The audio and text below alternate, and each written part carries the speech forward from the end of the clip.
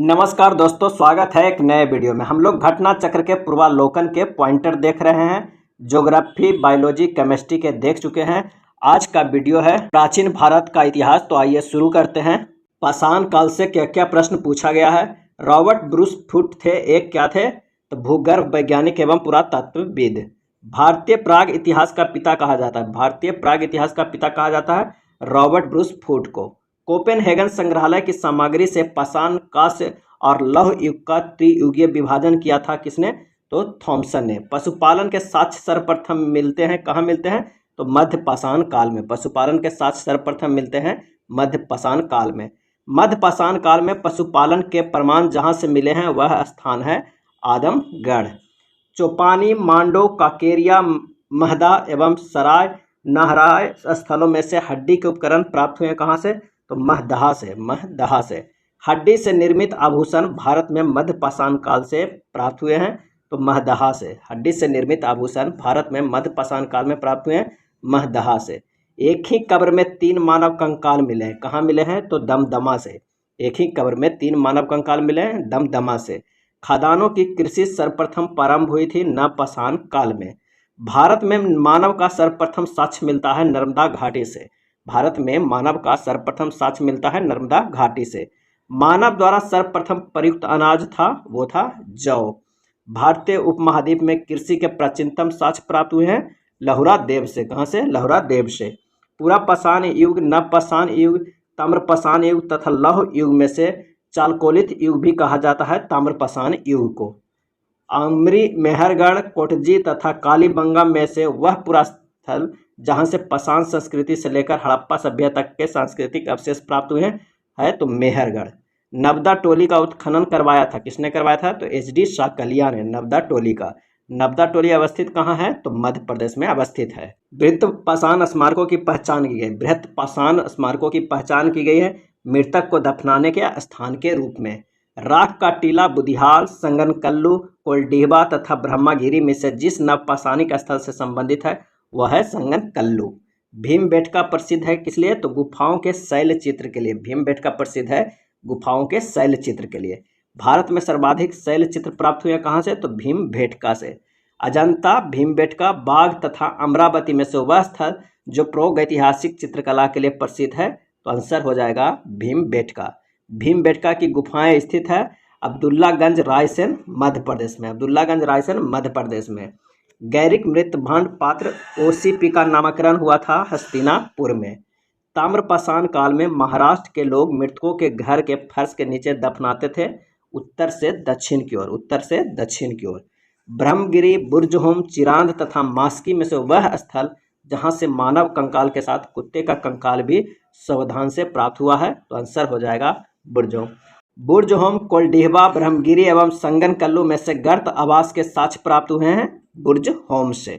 Next है विंध्य क्षेत्र का वह शिलाश्रय जहां से सर्वाधिक मानव कंकाल मिले हैं तो लेखहिया से।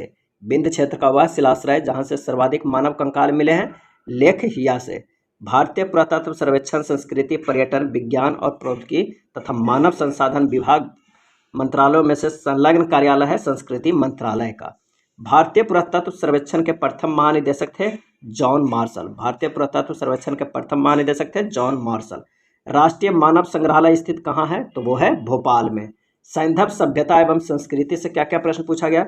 मानव समाज विलक्षण है क्योंकि वह मुख्यतः आश्रित होता है संस्कृति पर। हड़प्पा संबंध है सिंधु घाटी सभ्यता से। सिंधु सभ्यता संबंधित है आर्द्र ऐतिहासिक युग से। आर्द्र ऐतिहासिक युग से। सिंधु घाटी की सभ्यता गैर आर्थिक क्योंकि वह नगरीय सभ्यता थी। सिंधु घाटी सभ्यता को आर्यों से पूर्व की रखे जाने का महत्वपूर्ण कारक है मृत भांड। सिंधु घाटी संस्कृति वैदिक सभ्यता से भिन्न थी क्योंकि इसके पास विकसित शहरी जीवन की सुविधाएं थी। इसके पास चित्रलेखीय लिपि थी। इसके पास लोहे और रक्षा शास्त्रों के ज्ञान का अभाव था। हड़प्पा संस्कृति की जानकारी का प्रमुख स्रोत है पुरातात्विक खुदाई। अब आइए देखते हैं हड़प्पा सभ्यता की उत्पत्ति के संदर्भ में सही सुमेरन क्या है। E.J.H. मैके, सुमेर से लोगों का पलायन। मार्टिमर व्हीलर, पश्चिम एशिया से सभ्यता के विचार का प्रवसन। अमलंदा घोष, हड़प्पा सभ्यता का उद्भव पूर्व हड़प्पा सभ्यता की परिपक्वता के परिणाम स्वरूप हुआ। भारत में चांदी की उपलब्धता के प्राचीनतम साक्ष्य मिलते हैं कहाँ से? तो हड़प्पा संस्कृति से। चांदी की उपलब्धता की प्राचीनतम साक्ष्य मिलते हैं हड़प्पा संस्कृति में। हड़प्पा में मिट्टी के बर्तनों पर सामान्यतः उपयोग हुआ था लाल रंग का। मूर्ति पूजा का आरंभ माना जाता है पूर्व आर्य प्री आर्यन सभ्यता से। गाय, हाथी, गैंडा तथा बाघ पशुओं में से वह जिसका हड़प्पा संस्कृति में पाई गई टेराकोटा कलाकृति में निरूपण नहीं हुआ था वो है गाय।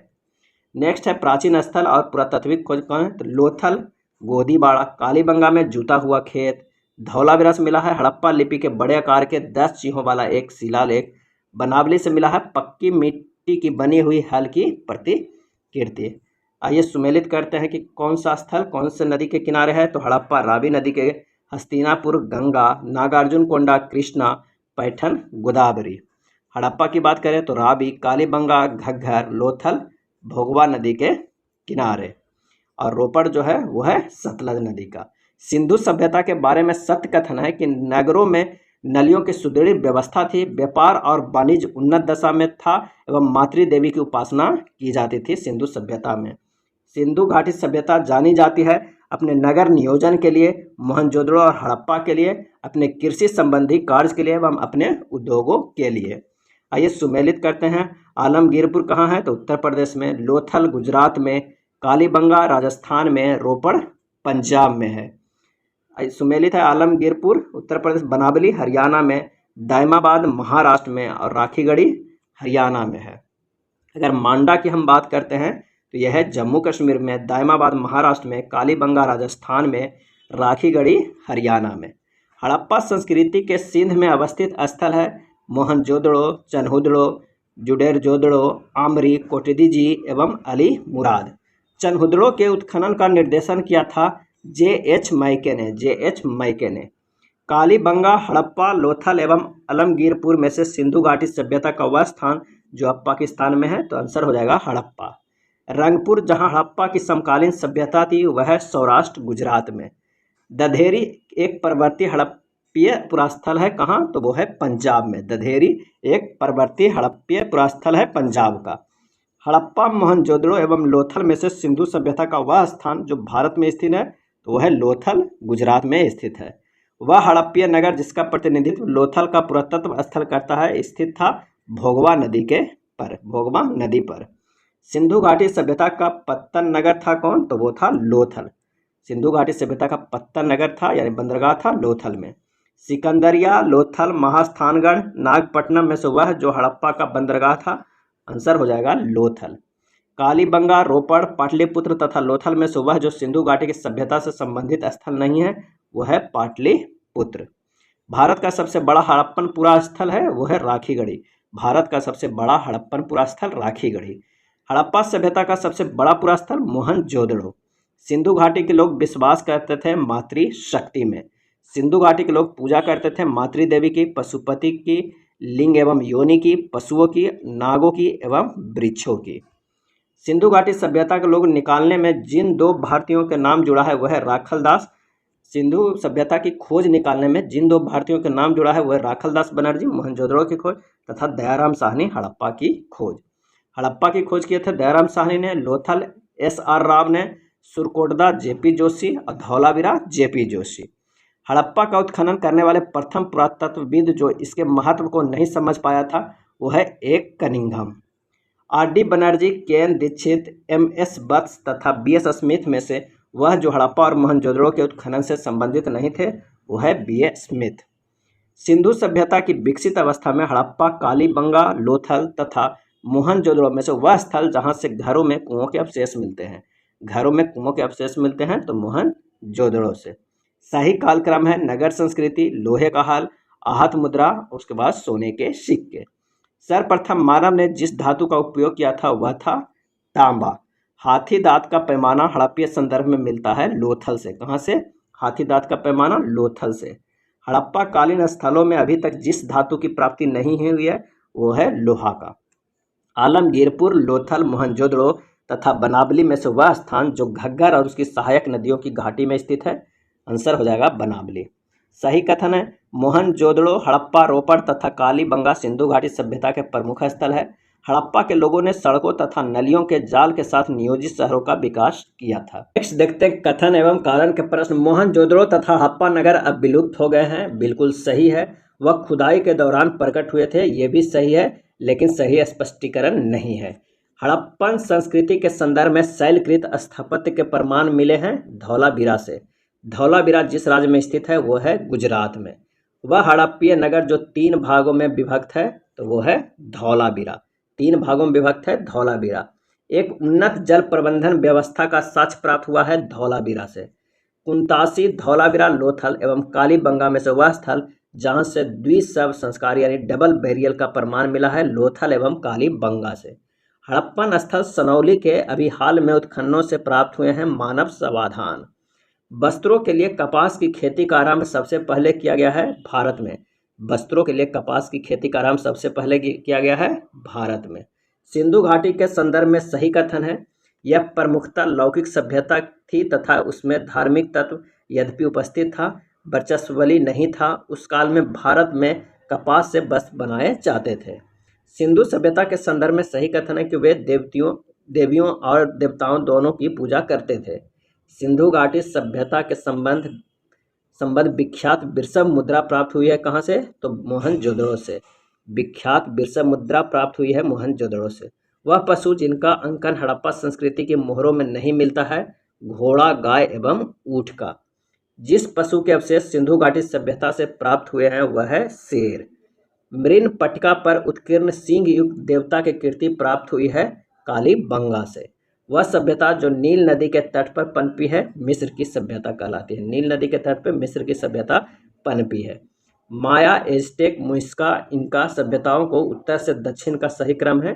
उत्तर से दक्षिण में तो एज़टेक, माया, मुइस्का, उसके बाद इनका। लेखन कला की उचित प्रणाली विकसित करने वाली सर्वप्रथम प्राचीन सभ्यता थी वो थी सुमेरिया का। आइए वैदिक काल से क्या क्या प्रश्न पूछा गया है। आर्य शब्द इंगित करता है श्रेष्ठ वंश को। क्लासिक संस्कृति में आर्य शब्द का अर्थ है एक उत्तम व्यक्ति। सबसे पुराना वेद कौन सा है, तो वो है ऋग्वेद। त्रयी नाम है, 3 वेदों को कहते हैं, ऋग्वेद, यजुर्वेद, सामवेद। उसमें अथर्ववेद नहीं होता, ऐसे वेद 4 है, लेकिन त्रयी 3 वेद को कहते हैं, ऋग्वेद, यजुर्वेद और सामवेद का। वह वैदिक ग्रंथ जिसमें वर्ण शब्द का सर्वप्रथम नामोल्लेख मिलता है वो है ऋग्वेद। वर्ण व्यवस्था से संबंधित पुरुष सूक्त मूलतः पाया जाता है ऋग्वेद में। आइए सुमेलित करते हैं। अथर्ववेद में औषधियों से संबंधित है, ऋग्वेद ईश्वर महिमा से, यजुर्वेद बलिदान विधि से और सामवेद जो है वो संगीत से। ऋग्वेद स्तोत्र एवं प्रार्थनाएं हैं, यजुर्वेद में स्तोत्र एवं कर्मकांड है, सामवेद में संगीतमय स्तोत्र है, अथर्ववेद में तंत्र मंत्र एवं वशीकरण का बारे में है। ऋग्वेद, यजुर्वेद, अथर्ववेद तथा सामवेद चारों वेदों में से वह है जिसमें जादुई, माया और वशीकरण का वर्णन है अथर्ववेद। ऋग्वेद में ऋचाएं हैं 1028। ऋग्वेद में मंडल हैं 10। ऋग्वेद में कितने मंडल हैं, 10 मंडल। ऋग्वेद के ब्राह्मण ग्रंथ है ऐत्रेय, सामवेद के ब्राह्मण ग्रंथ है पंचबीस, अथर्ववेद के ब्राह्मण ग्रंथ है गोपथ और यजुर्वेद के शतपथ जो है वो ब्राह्मण ग्रंथ है। ऋग्वेद का वह मंडल जो पूर्णतः सोम को समर्पित है 9वां मंडल है जो सोम को समर्पित है। यज्ञ संबंधी विधि विधानों का पता चलता है यजुर्वेद से। यजुर्वेद, सामवेद, अथर्व में से वह जिसका संकलन ऋग्वेद पर आधारित है वो है सामवेद। तक्षशिला, अतरंजी खेड़ा, कौसंबी एवं हस्तिनापुर में से वह स्थल जिसकी खुदाई से लौह धातु के प्रचलन के प्राचीनतम प्रमाण मिले हैं तो वह है अतरंजी खेड़ा। उपनिषदों का मुख्य विषय क्या है, तो वो है दर्शन। उपनिषदों का मुख्य विषय दर्शन।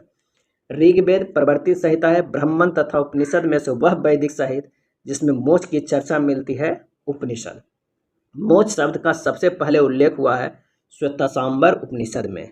अध्यात्म ज्ञान के विषय में नचिकेता और यम का संवाद जिस उपनिषद से प्राप्त होता है वो है कठोपनिषद से। नचिकेता और यम का संबंध कहाँ से लिया गया है, कठोपनिषद से। उपनिषद काल की राजा अश्वपति शासक थे कहाँ के, केकयी के। कहाँ के, केकयी के। वैदिक साहित्य का सही क्रम है वैदिक संहिताएं, ब्राह्मण, अरण्य, उपनिषद।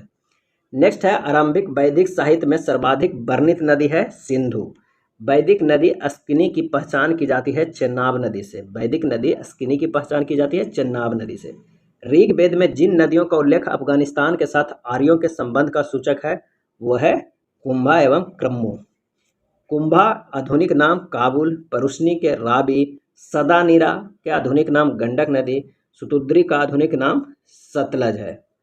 वह प्रथा चतुष्टयीय जो वेदोत्तर काल में प्रचलित हुई, ब्रह्मचर्य, गृहस्थाश्रम, वानप्रस्थम और उसके बाद संन्यास। ब्रह्मचर्य, गृह आश्रम, वानप्रस्थम और उसके बाद संन्यास।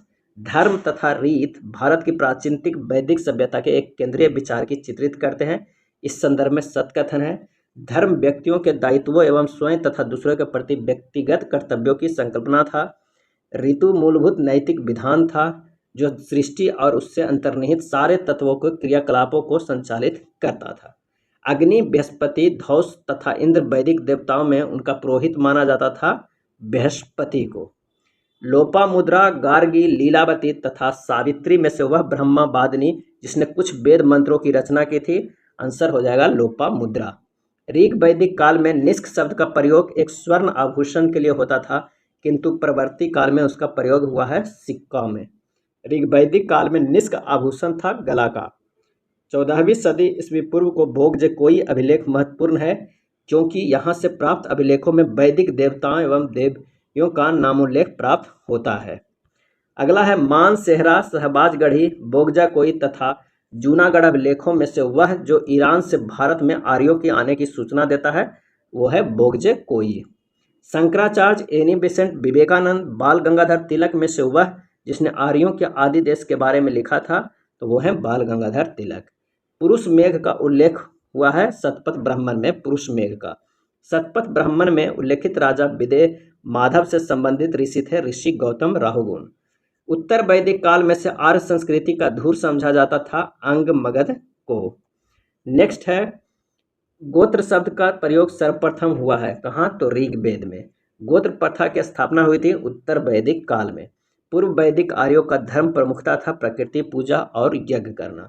ऋग्वेद काल में जनता मुख्यतः विश्वास करती थी बलि एवं कर्मकांड का। बलि एवं कर्मकांड में ऋग्वेद में उल्लेखित प्रसिद्ध 10 राजाओं का युद्ध लड़ा गया था परुशनी नदी के किनारे। 10 राजाओं का युद्ध लड़ा गया था परुशनी नदी के किनारे। सिंधु, सरस्वती, वितस्ता तथा यमुना में से वह नदी जिसे ऋग्वेद में मातेत्मा, देवीत्मा एवं नदीत्मा के रूप में संबोधित किया जाता है तो वो नदी था सरस्वती नदी। ऋग्वैदिक आर्यों के पंचजन थे यदु, द्रुद्ध, पुरु, अनु एवं तुर्बसु। प्राचीन काल में आर्यों के जीविकोपार्जन का मुख्य साधन था शिकार। ऋग्वेद में उल्लेखित यव शब्द जिस कृषि उत्पाद हेतु प्रयुक्त किया गया है वह है जौ। वैदिक युग में प्रचलित लोकप्रिय शासन प्रणाली थी वंश परंपरागत राजतंत्र। सभा और समिति को प्रजापति की 2 पुत्रियां कहा गया है किस वेद में, तो अथर्ववेद में। आयुर्वेद अर्थात जीवन का विज्ञान का उल्लेख सर्वप्रथम मिलता है अथर्ववेद में, और सभा और समिति को प्रजापति की 2 पुत्रियां कहा गया है अथर्ववेद में।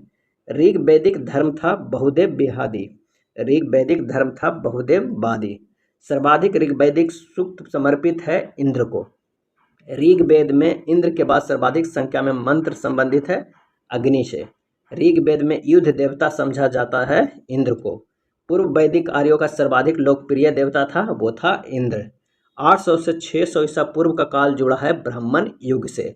गायत्री मंत्र के नाम से प्रसिद्ध मंत्र सर्वप्रथम मिलता है कहाँ, तो ऋग्वेद में। गायत्री मंत्र के नाम से प्रसिद्ध मंत्र सर्वप्रथम मिलता है तो वो है ऋग्वेद में। और गायत्री मंत्र की रचना की थी किसने, तो विश्वामित्र ने। ओम भूर्भुवस्सुवः गायत्री मंत्र है। सर्ग, प्रतिसर्ग, वंश, मनवंतर और वंशानुचरित संकेतक है पुराणों के। पुराणों की संख्या कितनी है, तो 18 है। पुराणों की संख्या 18 है। श्रीमद् भगवत गीता मौलिक रूप से लिखी गई थी संस्कृत में। महाभारत मूलतः जानी जाती थी जय संहिता के रूप में। हिंदू पौराणिक कथा के अनुसार समुद्र मंथन हेतु जिस सर्प ने रस्सी के रूप में स्वयं को प्रस्तुत किया वह है वासुकी सर्प। कौन सा सर्प, वासुकी सर्प। अछूत की अवधारणा स्पष्ट रूप से उद्धत हुई है धर्मशास्त्र के समय में। सत्यमेव जयते शब्द लिया गया है मुंडक उपनिषद से। सत्यमेव जयते शब्द लिया गया है मुंडक उपनिषद से। सत्यकाम जावाल की कथा जो अनब्याही माँ होने के लांछन को चुनौती देती है उल्लेखित है छांदोग्य उपनिषद में। सत्यकाम जावाल की कथा है छांदोग्य उपनिषद से लिया गया है। ऋग्वेद के मूल लिपि थी ब्राह्मी। वैदिक कर्मकांड में होता का संबंध है ऋग्वेद से। अवेस्ता और ऋग्वेद में समानता है। अवेस्ता संबंधित है ईरान से। वैदिक काल में अधन्या माना गया है गाय को। अधन्या किससे माना गया है, तो गाय को। ऋग वैदिक काल में प्रारंभ में महत्वपूर्ण मूल्यवान संपत्ति समझा जाता था गाय को। प्राचीन भारतीय समाज के प्रसंग में कुल, वंश, कोष तथा गोत्र शब्दों में से वह शब्द जो शेष 3 के वर्ग को नहीं है वह है कोष। संस्कारों की संख्या कितना है? तो 16 संस्कार। कितने? 16। जीविकोपार्जन हेतु वेद वेदांग पढ़ाने वाला अध्यापक कहलाता था उपाध्याय। आइए बौद्ध धर्म से क्या क्या प्रश्न पूछा गया जानते हैं। गौतम बुद्ध का जन्म हुआ था 563 ईसा पूर्व में।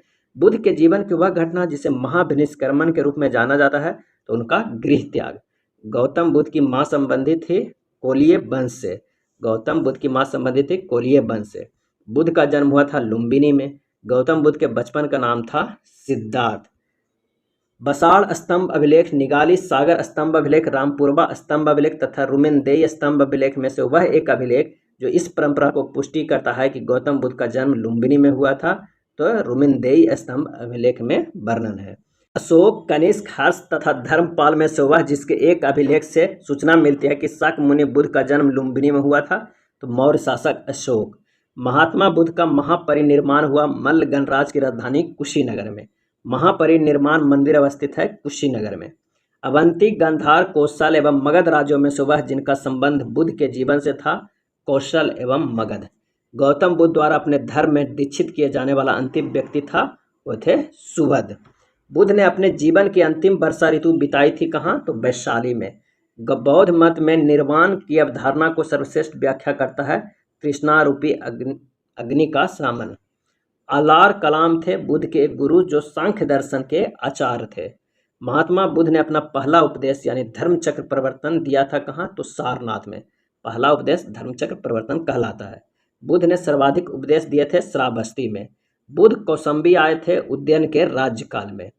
बुद्ध की मृत्यु के पश्चात प्रथम बौद्ध संगति की अध्यक्षता की गई महाकश्यप द्वारा। प्रथम बौद्ध संगति का आयोजन हुआ था राजगृह के सप्तपर्णी गुफा में। प्रथम बौद्ध संगति का आयोजन हुआ था राजगृह के सप्तपर्णी गुफा में। उस समय राजा थे अजातशत्रु। कश्मीर में कनिष्क के शासनकाल में जो चतुर्थ बौद्ध संगति आयोजित हुई थी उसकी अध्यक्षता की थी वसुमित्र ने। बौद्ध धर्म की महायान शाखा औपचारिक रूप से प्रकट हुई कनिष्क के शासनकाल में। प्रथम, द्वितीय, तृतीय, चतुर्थ बौद्ध संगतियों के आयोजन स्थलों का सही क्रम है। पहला राजगृह में, दूसरा वैशाली, तीसरा पाटलिपुत्र में और चौथा कुंडलवन में। द्वितीय बौद्ध समिति का आयोजन हुआ था काशी वाराणसी में। द्वितीय बौद्ध समिति का आयोजन काशी वाराणसी में नहीं वैशाली में हुआ था। नेक्स्ट देखते हैं, प्रथम बौद्ध समिति का आयोजन हुआ था अजातशत्रु के शासनकाल में। द्वितीय बौद्ध सभा का आयोजन किया गया था कालाशोक ने। बुद्ध के जीवन की 4 महत्वपूर्ण घटनाएं उनसे संबंधित स्थल देखते हैं। जन्म लुम्बिनी में, ज्ञान प्राप्ति बोधगया में, प्रथम प्रवचन सारनाथ में और निधन हुआ था कुशीनगर में। भारतीय कला में बुद्ध के जीवन की वह घटना जिसका चित्रण मृग सहित चक्र द्वारा हुआ है वह है प्रथम उपदेश धर्मचक्र प्रवर्तन। जन्म का चिन्ह है कमल, प्रथम प्रवचन का धर्मचक्र प्रवर्तन, महाबोधि का बोधि वृक्ष और त्याग का घोड़ा। नेक्स्ट देखते हैं, करमापा लामा तिब्बत के बुद्ध संप्रदाय के जिस वर्ग का है वह है कमयूपा। महात्मा बुद्ध के संबंध में सही कथन देखते हैं। उनका जन्म कपिलवस्तु लुम्बिनी में हुआ था। उन्होंने बोध गया में ज्ञान प्राप्त किया था। उन्होंने वैदिक धर्म का अस्वीकार किया था। उन्होंने आर्य सत्य का प्रचार किया था। बोध गया में महाबोधि मंदिर बनाया गया है जहां गौतम बुद्ध का ज्ञान प्राप्त हुआ है। बोध गया में बोधि वृक्ष को नष्ट कर दिया है था किसने? तो शशांक ने। बोधि वृक्ष को नष्ट कर दिया था शशांक ने। प्रमुख बौद्ध पवित्र स्थल जो निरंजना नदी पर स्थित है कहाँ है? तो बोध गया में। बुद्ध के उपदेश संबंधित है आचरण की शुद्धता एवं पवित्रता से है। बुद्ध के जीवन काल में ही संघ प्रमुख होना चाहता था कौन? तो वो है देवदत्त। बुद्ध के जीवित रहते ही संघ प्रमुख होना चाहता था देवदत्त। गौतम बुद्ध ने अपनी मृत्यु के उपरांत बौद्ध संघ के नेतृत्व के लिए नामित किया था किसी को भी नहीं। अष्टांग मार्ग की संकल्पना अंग है धर्मचक्र प्रवर्तन सूत्र की विषय वस्तु का। गौतम बुद्ध के बारे में सत्य कथन है। वे कर्म में विश्वास करते थे, आत्मा का शरीर में परिवर्तन मानते थे एवं निर्वाण प्राप्ति में विश्वास करते थे। बौद्ध संघ में भिक्षुणी के रूप में स्त्रियों के प्रवेश की अनुमति बुद्ध द्वारा दी गई थी वैशाली में। त्रिपिटक है बुद्ध के उपदेशों का संग्रह। त्रिपिटक ग्रंथ संबंधित है बौद्ध धर्म से। वह बौद्ध ग्रंथ जिसमें संघ जीवन के नियम प्राप्त होते हैं विनय पिटक में। वह बौद्ध साहित्य जिसमें महात्मा बुद्ध के नैतिक एवं सिद्धांत संबंधित प्रवचन संकलित है सूत पिटक में। वह बौद्ध साहित्य जिसमें बुद्ध के दार्शनिक सिद्धांत का उल्लेख है अध्ययन पिटक में। अशोकाराम विहार स्थित था पाटलिपुत्र में। अशोकाराम विहार स्थित था पाटलिपुत्र में। विश्व का सबसे ऊंचा कहा जाने वाला विश्व शांति स्तूप कहाँ स्थित है? तो राजगीर बिहार में। बुद्ध की 80 फुट बड़ी प्रतिमा जो बोधगया में निर्मित की गई थी जापानियों के द्वारा।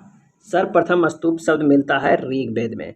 सारनाथ, साची, बोधगया एवं कुशीनारा में से वह स्तूप स्थल जिसका संबंध भगवान बुद्ध के जीवन की किसी घटना से नहीं रहा वह है साची। संसार अस्थिर और क्षणिक है का बौद्ध, जैन, गीता एवं वेदांत में से जिससे संबंध है वह है बौद्ध।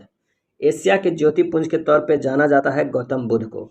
सर एडविन एर्नॉल्ड पुस्तक the light of the Asia आधारित है ललित विस्तार पर।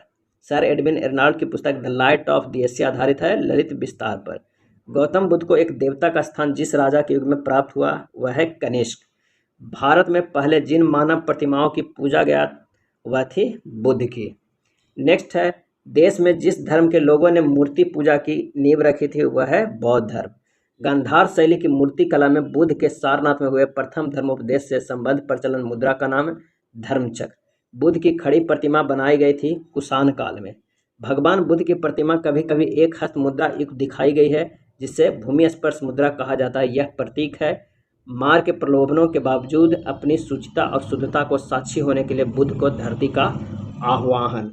भूमि स्पर्श मुद्रा की सारनाथ बुद्ध मूर्ति संबंधित है गुप्त काल से। कथन कारण के प्रश्न है कुशीनगर मल्ल गणराज की राजधानी थी, बिल्कुल सही है। महात्मा बुद्ध का महापरिनिर्वाण कुशीनगर में हुआ था, यह भी सही है और सही व्याख्या नहीं है। लोथल प्राचीन गोदी क्षेत्र, सारनाथ बुद्ध का प्रथम धर्मोपदेश, साची अशोक का सिंह स्तंभ शीर्ष, नालंदा बौद्ध अधिगम का महान पीठ है।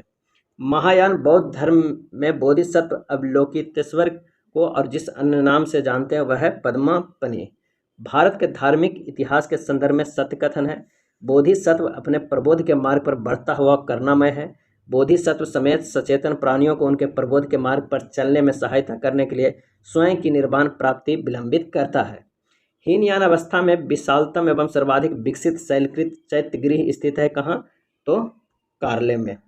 प्रथम शताब्दी ईस्वी में जिस भारतीय बौद्ध भिक्षु को चीन भेजा गया था वह है नागार्जुन। शून्यता के सिद्धांत का सर्वप्रथम प्रतिपादन करने वाले बौद्ध दार्शनिक का नाम है नागार्जुन। नागार्जुन जिस बौद्ध संप्रदाय के थे वे हैं माध्यमिक। विक्रमशिला वाराणसी, गिरनार एवं उज्जैन में से बौद्ध शिक्षा का केंद्र है विक्रमशिला। वल्लभी विश्वविद्यालय स्थित है गुजरात में। नालंदा विश्वविद्यालय के स्थान का युग है गुप्त का। नालंदा विश्वविद्यालय के संस्थापक थे कुमार गुप्त। नालंदा विश्वविद्यालय विश्व प्रसिद्ध था बौद्ध धर्म दर्शन के लिए। 12वीं शताब्दी के अंत तक नालंदा महाविहार का पतन हो गया, बिल्कुल सही है। महावीर को राजकीय प्रश्रय मिलना बंद हो गया था, ये सही है पर यह सही व्याख्या नहीं है। नव नालंदा महाविहार विख्यात है पाली अनुसंधान संस्थान के लिए। बौद्ध धर्म और जैन धर्म दोनों में समान रूप से विद्यमान था वेद प्रामाण्य के प्रति अनास्था, कर्म कांडों की फलवत्ता का निषेध, प्राणियों की हिंसा का निषेध यानी अहिंसा। बौद्ध धर्म के 4 आर्य सत्य का सही क्रम है दुख है, दुख का कारण, दुख का निरोध, दुख निरोध का मार्ग। बौद्ध तथा जैन दोनों ही धर्म विश्वास करते थे कर्म और पुनर्जन्म के सिद्धांत से। कर्म तथा पुनर्जन्म के सिद्धांत सही है। पुनर्जन्म नहीं होता है, गलत है। आत्मा की सत्ता नहीं है, ये सही है। पुनर्जन्म नहीं होता, ये गलत है। आत्मा की सत्ता नहीं है, ये कारण सही है। बौद्ध धर्म के विषय में सही कथन, उसने वर्ण एवं जाति को अस्वीकार नहीं किया। उसने ब्राह्मण वर्ग को सर्वोच्च सामाजिक कोटि को चुनौती दी। उसने कुछेक शिल्पों को निम्न माना। बौद्ध धर्म के विस्तार के कारणों में सम्मिलित थे धर्म की सादगी, दलितों के लिए विशेष अपील, धर्म की मिशनरी भावना, स्थानीय भाषा का प्रयोग। आरंभिक मध्ययुगीन समय में बौद्ध धर्म का पतन जिन कारणों से शुरू हुआ वह है उस समय तक बुद्ध विष्णु के अवतार समझे जाने लगे और वैष्णव धर्म का हिस्सा बन गए। कुछ शैलकृत बौद्ध गुफाओं को चैत्य कहते हैं जबकि अन्य को विहार। दोनों में अंतर है कि चैत्य पूजा स्थल होता है जबकि विहार बौद्ध भिक्षुओं का निवास स्थान है। वह बौद्ध शाखा जो सुल्तानित युग में सबसे प्रभावशाली थी वह है ब्रजयान। आइए जैन धर्म से क्या क्या प्रश्न पूछा गया था। जैन धर्म के संस्थापक ऋषभदेव। जैन धर्म के प्रथम तीर्थंकर थे ऋषभदेव। जैन तीर्थंकर पार्श्वनाथ मुख्यतः संबंधित थे वाराणसी से। महावीर स्वामी का जन्म हुआ था कुंडग्राम में। महावीर जैन की मृत्यु हुई थी पावापुरी में। तीर्थंकर शब्द संबंधित है जैन से। जैन तीर्थंकरों के क्रम में अंतिम थे कौन? तो महावीर। चंद्र प्रभुनाथ मुनि नेमी तथा संभव में से वह जो जैन तीर्थंकर नहीं थे वो थे नाथ मुनि। प्रभास गिरी जिनका तीर्थ स्थल है वो हैं जैन।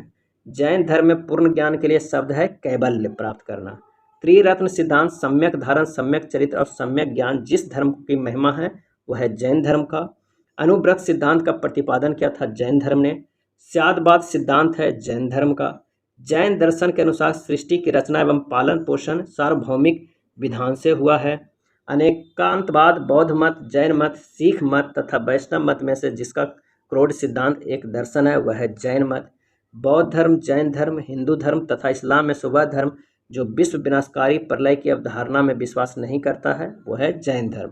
जैन धर्म का आधारभूत बिंदु है अहिंसा। यापनीय एक संप्रदाय था जैन धर्म का। 12 अंग, 12 उपांग, 14 पूर्व तथा 14 उप पूर्व में से वह जो सबसे पूर्वकालिक जैन ग्रंथ कहलाता है 14 पूर्व।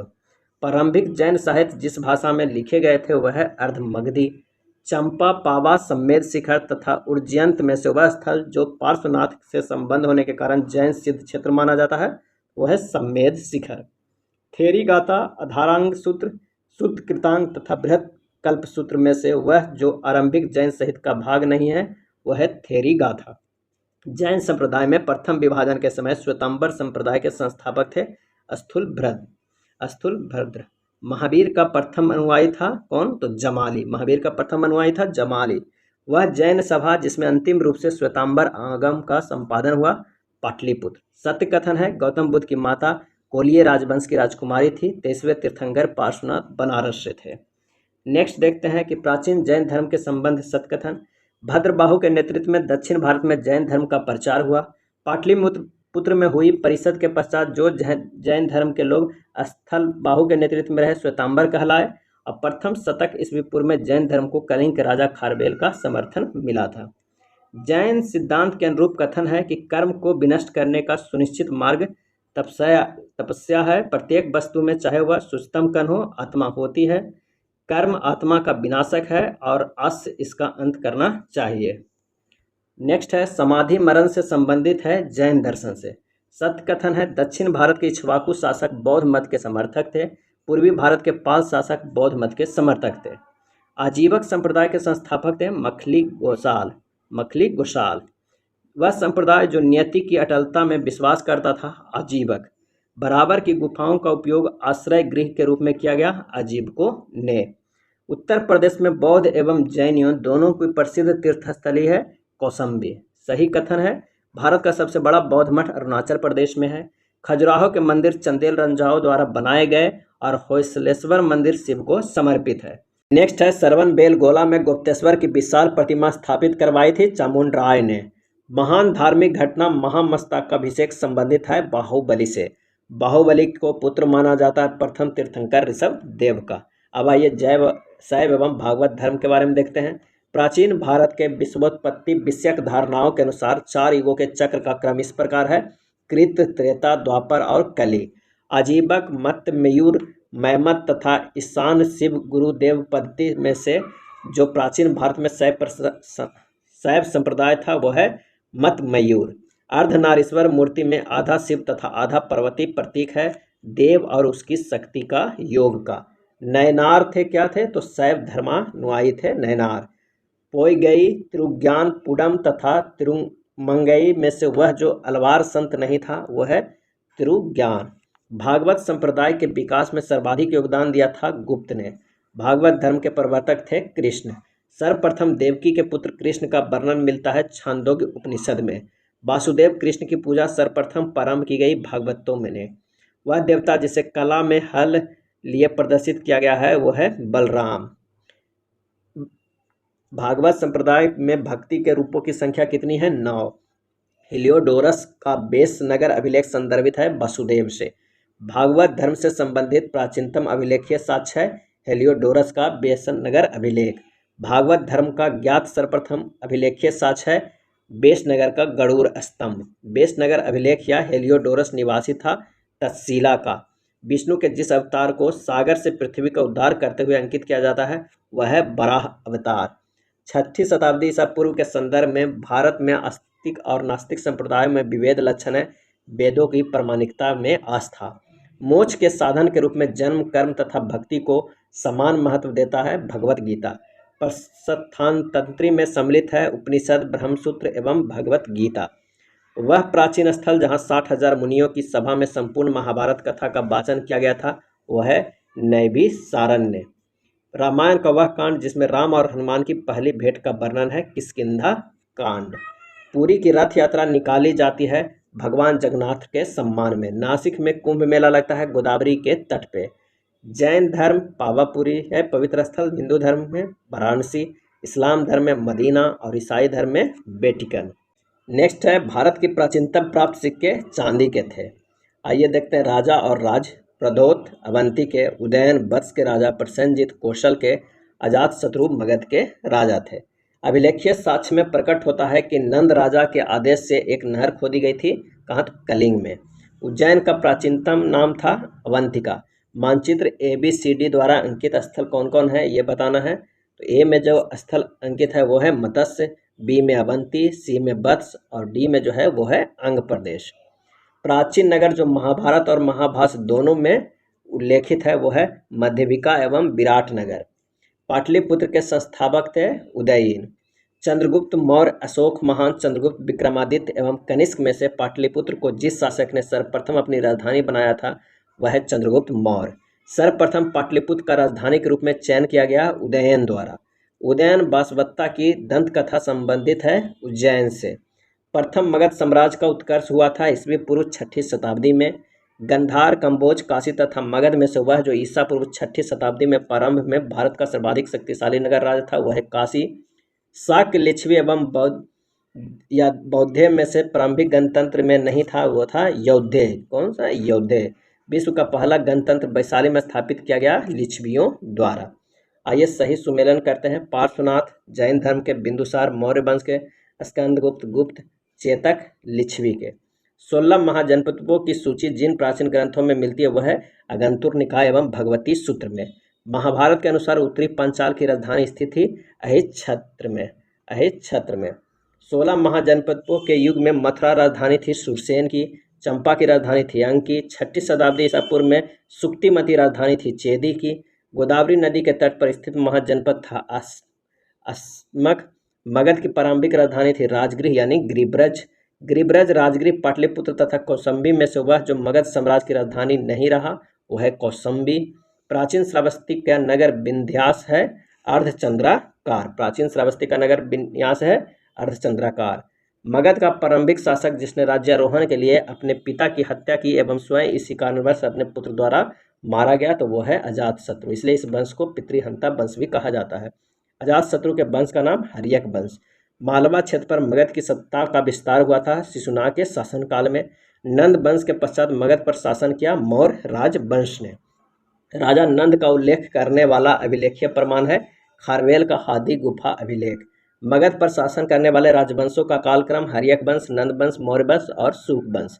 मगध का सम्राट जो अपरोप परशुराम के नाम से जाना जाता है महापद्मा नंद। सही कथन है विश्व के सभी भागों में ईस्वी पूर्व 6ठी शताब्दी एक महान धार्मिक उथल पुथल का काल था। वैदिक धर्म बहुत जटिल हो चुका था। गौतम बुद्ध के समय का प्रसिद्ध वैद्य जीवक संबंधित है बिंबिसार के दरबार से। कालपी नगर जिस नदी के तट पर स्थित है वह है यमुना। आइए सही सुमेलन करते उत्तर प्रदेश के प्राचीन जनपद और राजधानी। कुरु के राजधानी इंद्रप्रस्थ, पांचाल के अहिच्छत्र, कौशल के साकेत और वत्स के कौसंबी। यूनानी आक्रमण देख लेते हैं। सिकंदर के हमले के समय उत्तर भारत पर शासन था नंद का। मगध का राजा जो सिकंदर महान के समकालीन था धनानंद। कथन है लगभग 2 वर्ष के अभियान के पश्चात सिकंदर महान ने 325 ईसा पूर्व में भारत छोड़ा था। ये सही है। वह चंद्रगुप्त मौर्य से पराजित हुआ था। ये गलत है। युद्ध भूमि में बड़ी संख्या में सैनिकों के मारे जाने अथवा आहत हो जाने के बाद जिस भारतीय गण अथवा राज्य की स्त्रियों ने सिकंदर के विरुद्ध शस्त्र धारण किया था वह था मशग। भारत में सिकंदर की सफलता के कारण थे उस समय भारत में कोई केंद्रीय सत्ता नहीं थी। उसकी फौज बेहतर थी। उसे देशद्रोही शासकों से सहायता मिली हुई थी। वह वीर भारतीय राजा जिसे सिकंदर ने झेलम के तट पर पराजित किया था वह है पुरु पोरस। निरियाकस, ऑनेस्क्रिएटस, डायमेकस तथा अरिस्टोब्यूलस में से वह जो सिकंदर के साथ भारत नहीं आया था वो है डायमेकस। आइए मौर्य साम्राज्य से क्या क्या प्रश्न पूछा गया है। प्रथम भारतीय साम्राज्य स्थापित किया गया था चंद्रगुप्त मौर्य द्वारा। गुप्त, मौर्य, वर्धन, कुषाण में से सबसे पुराना राजवंश मौर्य वंश, जिसके ग्रंथ में चंद्रगुप्त मौर्य का विशिष्ट रूप से वर्णन हुआ है वह है विशाखदत्त। सैंड्रोकोटस से चंद्रगुप्त मौर्य की पहचान की है विलियम जोन्स ने। नेक्स्ट देखते हैं दिल्ली, जस्टिन स्ट्रैबो तथा प्लिनी, जस्टिन स्ट्रैबो तथा मेगास्थनीज में से वह जिसने सैंड्रोकोटस यानी चंद्रगुप्त मौर्य और सिकंदर महान की भेंट का उल्लेख किया है वो है जस्टिन।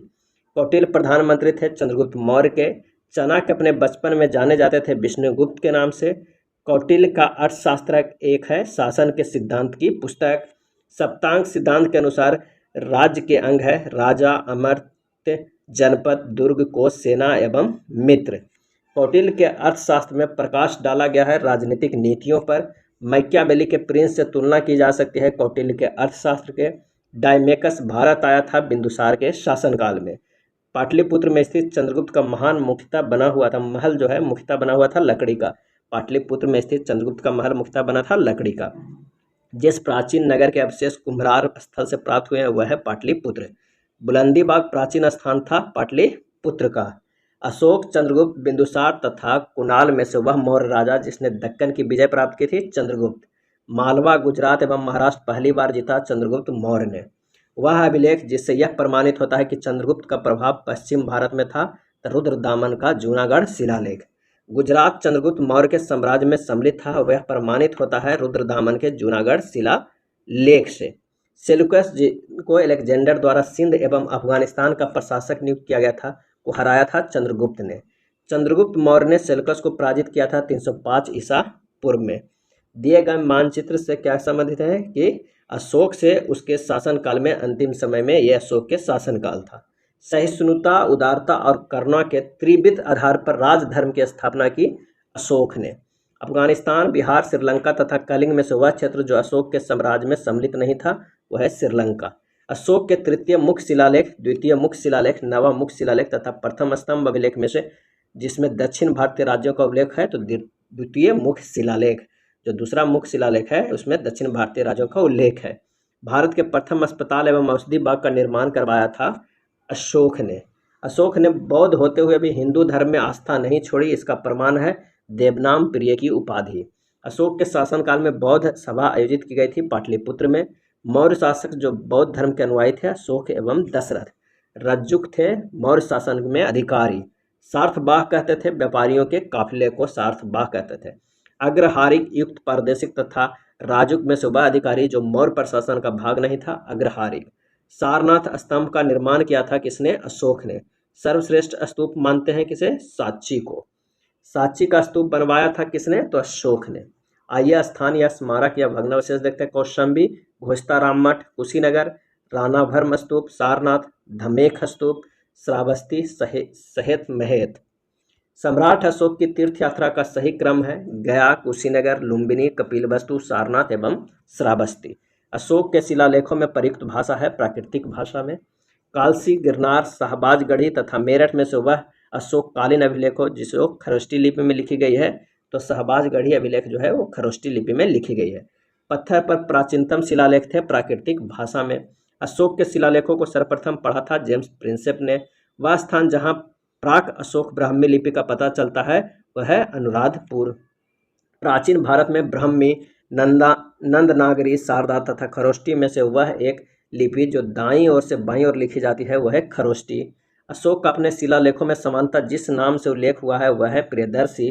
अशोक के प्रशस्तर स्तंभों के संदर्भ में सत्य कथन है, इन पर बढ़िया पॉलिश है, यह अखंड है, स्तंभों का सैफ्ट सुंडाकार है। मास्की, गुर्जरा, नेट्टर एवं उडेगोलन में से वह एक अभिलेख जिसमें अशोक के व्यक्तिगत नाम का उल्लेख मिलता है वह है मास्की। अशोक का रुक्मिणदेयी स्तंभ संबंधित है बुद्ध के जन्म से। अशोक के रुक्मिणदेयी स्तंभ संबंधित है बुद्ध के जन्म से। गुर्जरा लघु शिलालेख जिसमें अशोक का नामोल्लेख किया गया है स्थित है मध्य प्रदेश के दतिया जिले में। केवल वह स्तंभ जिसमें अशोक ने स्वयं को मगध का सम्राट बताया है भब्रू स्तंभ। कालसी प्रसिद्ध है अशोक के शिलालेख के कारण। उत्तराखंड में सम्राट अशोक के शिलालेखों की एक प्रति मिली थी कालखी में। कलिंग युद्ध के विजय तथा क्षत्रियों का वर्णन अशोक के जिस शिलालेख में है वह है शिलालेख 8वां। अशोक का पूर्ण रूप धार्मिक सहिष्णुता के प्रति समर्पित अभिलेख है शिलालेख 12वां। अशोक के जो प्रमुख शिलालेख संगम राज के विषय में हमें बताते हैं उनमें सम्मिलित है 2 और 8वां शिलालेख। चोल, पांड्य, सत्यपुत्र तथा सातवाहन में से वह दक्षिणी राज जिसका उल्लेख अशोक के अभिलेखों में नहीं है सातवाहन। अशोक का वह अभिलेख जिसमें पारंपरिक अवसरों पर पशु बल पर रोक लगाई गई, ऐसा लगता है कि वह पाबंदी पशुओं के वध पर थी, तो शिला अभिलेख 1। टॉलमेई फिलाडेल्फस यानी तुरमय जिसके साथ अशोक के राज ने संबंध थे। अशोक कहाँ के था शासक, तो मिस्र का था। चोल, गुप्त, मौर्य तथा पल्लव में सुबह राजवंश जिसके शासकों के सुदूर देशों जैसे सीरिया एवं मिस्र के साथ राजकीय संबंध थे वो थे मौर्य। प्राचीन भारतीय अभिलेखों में सुबह एक खदान जिसे देश में संकट काल में उपयोग हेतु सुरक्षित रखने के बारे में प्राचीनतम शाही आदेश है सोहगौर तचपत्र। कथन कारण का प्रश्न है, अशोक ने कलिंग को मौर्य साम्राज्य में जोड़ लिया था, ये सही है। कलिंग दक्षिण भारत को जाने वाले स्थलीय एवं समुद्री मार्गों को नियंत्रित करता है, ये भी सही है, लेकिन और सही स्पष्टीकरण भी है। मौर्यकालीन शासकों ने धार्मिक आधार पर भू अनुदान नहीं दिया था, सही है। भू अनुदान के विरुद्ध कृषकों ने विद्रोह किया था, ये गलत है। अगला है, मौर्य काल में टैक्स को छुपाने यानी चोरी के लिए दिया जाता था मृत्यु दंड। प्रसिद्ध यूनानी राजदूत मेगास्थनीज भारत में आए थे चंद्रगुप्त मौर्य के दरबार में। मेगास्थनीज ने अपने ग्रंथ इंडिका में भारतीय समाज को विभाजित किया है 7 श्रेणियों में, काफ़ी इंपॉर्टेंट है। मेगास्थनीज के ग्रंथ है इंडिका, उसमें भारतीय समाज को 7 श्रेणियों में विभाजित किया। अर्थशास्त्र, मुद्रा, राजहंस, मेगास्थनीज की इंडिका तथा वायु पुराणों में से वह स्रोत जिसमें उल्लेखित है कि प्राचीन भारत में दास्तां नहीं थी, तो मेगास्थनीज की इंडिका। वह स्रोत जिसमें पाटलिपुत्र के प्रशासन का वर्णन उपलब्ध है, इंडिका। वह स्रोत जो मौर्यों के नगर प्रशासन का विस्तृत विवरण प्रस्तुत करता है, मेगास्थनीज की इंडिका। मेगास्थनीज के पुस्तक का नाम है इंडिका। मौर्य नरेशों ने विकास किया था संस्कृति, कला व साहित्य, प्रांतीय विभाजन, हिंदू कुश तक साम्राज्य। भाग एवं बलि थे राजस्व के स्रोत, भाग एवं बलि थे राजस्व के स्रोत। मौर्य काल में भूमि कर जो कि राज्य की आय का मुख्य स्रोत था एकत्रित किया जाता था सीताध्यक्ष द्वारा। मौर्य काल में सीता से तात्पर्य है राजकीय भूमि से प्राप्त आय। मौर्य मंत्री परिषद में राजस्व इकट्ठा करने से संबंधित था समाहर्ता। मौर्य युगीन अधिकारी जो तौल माप का प्रभारी था पौतवाध्यक्ष। पंकोद कसनिरोधे मौर्य प्रशासन द्वारा लिए जाने वाला जुर्माना था सड़क पर कीचड़ फैलाने पर। मौर्य काल में शिक्षा का सर्वाधिक प्रसिद्ध केंद्र था वो था तक्षशिला। कौटिल्य के अर्थशास्त्र के अनुसार मौर्यकालीन न्याय व्यवस्था में ये न्यायालय अस्तित्व में थे, धर्मस्थीय एवं कंटक शोधन। वर्तमान नगर पालिका प्रशासन का यह कार्य मौर्य काल से जारी है। जन्म एवं मृत्यु का पंजीकरण। भारत के सांस्कृतिक इतिहास के संदर्भ में इतिवृत्तों, राजवंशीय इतिहासों तथा वीर गाथाओं के कंठस्थ करना व्यवसाय था मगध एवं सूत वर्गों का। नेक्स्ट है, गांवों के शासन को स्वायत्ता शासी पंचायतों के माध्यम से संचालित करने की व्यवस्था का सूत्रपात किया किसने, तो मौर्यों ने। प्राचीन भारत का ग्रंथ जिसमें पति द्वारा परित्यक्त पत्नी के लिए विवाह विच्छेद की अनुमति दी गई है अर्थशास्त्र में। जातक, मनुस्मृति, यज्ञवल्क्य एवं अर्थशास्त्र में से पुनर्विवाह वर्जित है मनुस्मृति में। विदेशियों को भारतीय समाज में मनु द्वारा दिया गया सामाजिक स्तर था वह था व्रत क्षत्रियों का। प्राचीन भारत के यात्रियों का सही क्रम है मेगास्थनीज, फाहियान, हेनसांग एवं इत्सिंग।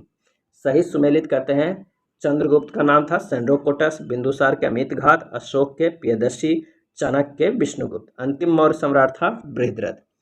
सही कथन देखते हैं क्या है कि अंतिम मौर्य शासक बृहद्रथ की हत्या उसके प्रधान सेनापति पुष्यमित्र शुक ने की थी। अंतिम शुक राजा देवभूति की हत्या उसके गृह मंत्री वासुदेव कर्ण ने की और उसने राज सिंहासन हथिया लिया।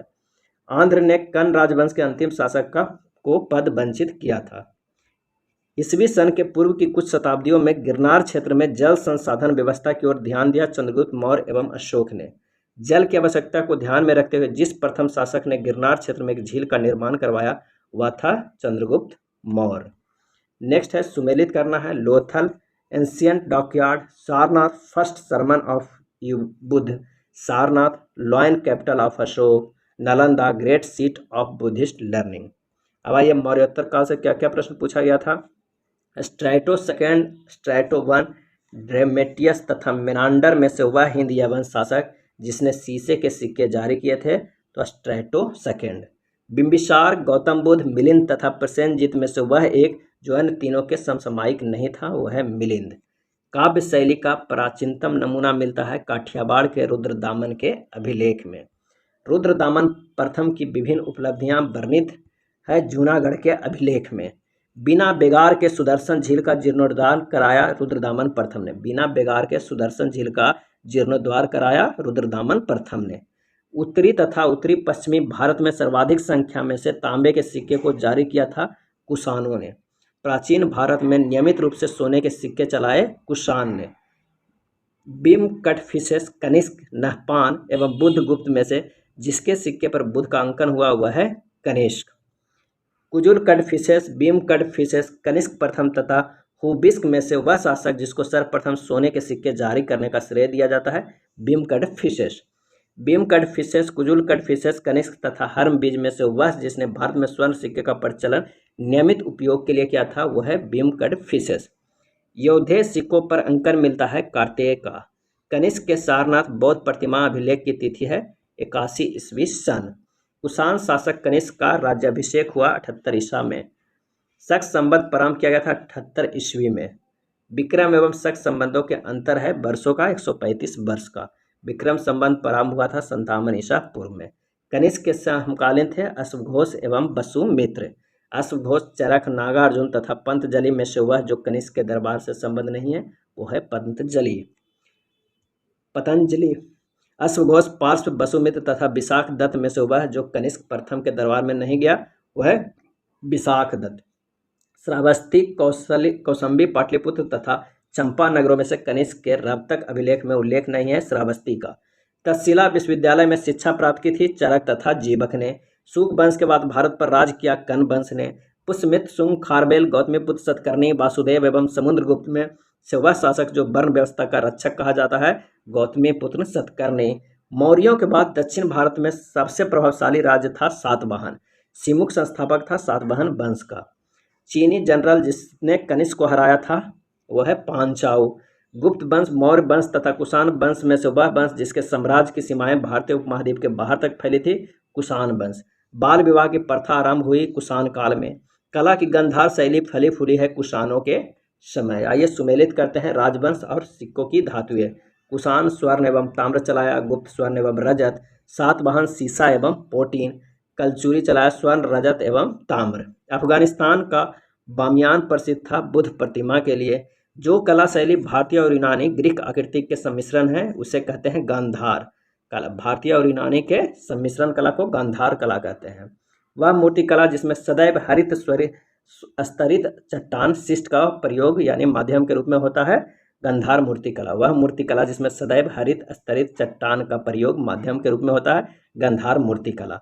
प्राचीन काल के भारत पर आक्रमणों के संबंध में सही कला अनुक्रम है यूनानी, उसके बाद शक, उसके बाद कुषाण। पहला ईरानी शासक जिसने भारत के कुछ भाग को अपने अधीन किया था वह है डेरियस प्रथम। चालुक्य, पल्लव, राष्ट्रकूट तथा सातवाहन राजवंशों में सबसे पुराना राजवंश कौन था? वो था सातवाहन। आंध्र सातवाहन राजाओं की सबसे लंबी सूची मिलती है मत्स्य पुराण में। सातवाहनों की राजधानी अवस्थित थी अमरावती एवं प्रतिष्ठान में। एका ब्राह्मण प्रयुक्त हुआ है गौतमीपुत्र सतकर्णी के लिए। निम्न कथनों पर विचार कीजिए। कुषाण फारस की खाड़ी और लाल सागर से होकर व्यापार करते थे, बिल्कुल सही है। उनकी सुसंगठित नौसेना उच्च कोटि के थे, ये गलत है। राजा खारवेल का नाम जुड़ा है किससे? तो हाथी गुफा लेख के साथ राजा खारवेल का नाम जुड़ा है। अशोक, हर्ष, पुलकेशिन द्वितीय एवं खारवेल में से वह जो जैन धर्म को संरक्षक था खारवेल। कलिंग नरेश खारवेल संबंधित थे चेदी वंश से। दशरथ, बृहद्रथ, खारवेल तथा हुबिस्क राजाओं में से वह जिनका जैन धर्म के प्रति भारी झुकाव था वह खारवेल। पूर्वी रोमन शासक जस्टिनियन का सर्वाधिक महत्वपूर्ण योगदान था विधि में। नेक्स्ट है गुप्त एवं गुप्तोत्तर युग। गुप्त वंश के शासन क्या? गुप्त वंश ने शासन किया 319 से 500 ईस्वी अवधि के मध्य। 4 अश्वमेधों का संपादन किया था प्रवर्तन प्रथम ने। भारत का नेपोलियन कहा जाता है समुद्रगुप्त को। गुप्त राजा देवगुप्त का एक अन्य नाम था चंद्रगुप्त द्वितीय। प्रथम गुप्त शासक जिसने परम भागवत की उपाधि धारण की चंद्रगुप्त द्वितीय। इलाहाबाद स्तंभ अभिलेख संबंध है किससे? तो समुद्रगुप्त से। प्रयाग प्रशस्ति जानकारी देती है कुमारगुप्त के सैन्य अभियान के बारे में। समुद्रगुप्त के प्रयाग प्रशस्ति वाले स्तंभ पर लेख मिलता है जहांगीर का। पृथ्या पृथिव्या प्रथम वीर उपाधि थे समुद्रगुप्त के। पृथिव्या प्रथम वीर उपाधि थी समुद्रगुप्त के। हुनों के आक्रमण से अत्यंत विचलित हुआ गुप्त राजवंश। हुनों ने भारत पर आक्रमण किया था स्कंदगुप्त के शासनकाल में। गुप्त शासक जिसने हुनों पर विजय प्राप्त की वो है स्कंदगुप्त। वह अभिलेख जिससे ज्ञात होता है कि स्कंदगुप्त ने हुनों को पराजित किया था। भीतरी स्तंभ लेख। गुप्त साम्राज्य के पतन के विभिन्न कारण थे, जो हुन आक्रमण, प्रशासन का सामंतीय ढांचा, उत्तरवर्ती गुप्तों का बौद्ध धर्म स्वीकार करना, अयोग्य उत्तराधिकारी। शक विजेता के रूप में जाना जाता है चंद्रगुप्त द्वितीय। चंद्रगुप्त द्वितीय ने पराजित किया था रुद्र सिंह तृतीय को। रजत सिक्के जारी करने वाला प्रथम गुप्त शासक था चंद्रगुप्त द्वितीय। गुप्त काल में उत्तर भारतीय व्यापार जिस एक पत्तन से संचालित होता था वह है ताम्रलिप्ति। भारत ने दक्षिण पूर्वी एशिया के साथ अपने आरंभिक सांस्कृतिक संपर्क तथा व्यापारिक संबंध बंगाल की खाड़ी के पार बना रखे थे, क्योंकि बंगाल की खाड़ी में चलने वाली मानसूनी हवाओं ने समुद्री यात्राओं को सुगम बना दिया था। नेक्स्ट है, प्राचीन भारत में देश की अर्थव्यवस्था में अत्यंत महत्वपूर्ण भूमिका निभाने वाली श्रेणी संगठन के संदर्भ में सत्कथन है। श्रेणी ही वेतन, काम करने के नियमों, मानकों और कीमतों को सुनिश्चित करती थी। श्रेणी का अपने सदस्यों पर न्यायिक अधिकार होता था। गुप्त काल में गुजरात, बंगाल, दक्कन तथा तमिल राष्ट्र में स्थित केंद्र संबंधित थे वस्त्र उत्पादन से। गुप्त काल में अपनी आयुर्विज्ञान विषयक रचना के लिए जाना जाता था सुश्रुत। धन्वंतरि, भास्कराचार्य, चरक तथा सुश्रुत में से प्राचीन भारत के आयुर्वेद शास्त्र से संबंध नहीं है, वह है भास्कराचार्य को। प्राचीन कालीन भारत में हुई वैज्ञानिक प्रगति के संदर्भ में सत्कथन है। प्रथम शती ईस्वी में विभिन्न प्रकार के विशिष्ट शल्य औजारों का उपयोग आम था। 5वीं सदी ईस्वी में कोण के जया का सिद्धांत ज्ञात था। 7वीं सदी ईस्वी में चक्रीय चतुर्भुज का सिद्धांत ज्ञात था। चंद्रगुप्त के 9 रत्नों में से फलिक ज्योतिष से संबंधित था छपनक। कालिदास जिसके शासन काल में थे वह शासक थे चंद्रगुप्त द्वितीय। गुप्तकालीन स्वर्ण मुद्रा है वो है दिनार। गुप्तकालीन रजत मुद्राओं का नाम दिया गया था वह है रूपक। वह गुप्त शासक जिसने सर्वप्रथम सिक्के जारी किए थे चंद्रगुप्त प्रथम। गुप्त काल में लिखित संस्कृत नाटकों में स्त्री और क्षुद्र बोलते थे प्राकृतिक। सती प्रथा का प्रथम अभिलेख साक्ष्य प्राप्त हुआ है एरन अभिलेख से। गुप्त संवत की स्थापना चंद्रगुप्त वन ने किया है। गुप्त संवत की स्थापना चंद्रगुप्त वन ने किया है। सम्राट और विरुद्ध देख लेते हैं। अशोक का जो नाम था प्रियदर्शनी। समुद्रगुप्त को क्रमांक, चंद्रगुप्त सेकंड के विक्रमादित्य, स्कंदगुप्त के क्रमादित्य कहा गया है। नगरों का क्रमिक पत्तन एक महत्वपूर्ण विशेषता थी गुप्त काल की। मंदिरों में एवं ब्राह्मणों को सबसे अधिक ग्राम अनुदान में दिया था गुप्त वंश ने। मंदिरों एवं ब्राह्मणों को सबसे अधिक ग्राम अनुदान दिया था गुप्त वंश ने। प्राचीन भारत में वह वंश जिसका शासनकाल स्वर्ण युग कहा जाता है गुप्त। प्राचीन भारत में वह वंश जिसका शासनकाल स्वर्ण युग कहा जाता है गुप्त।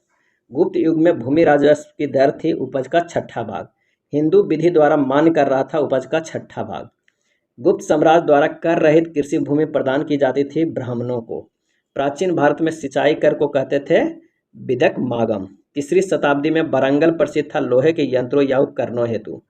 तोरमान था हून जातीय दल का। हून शासक मिहिर कुल को पराजित किया था बाताद्य एवं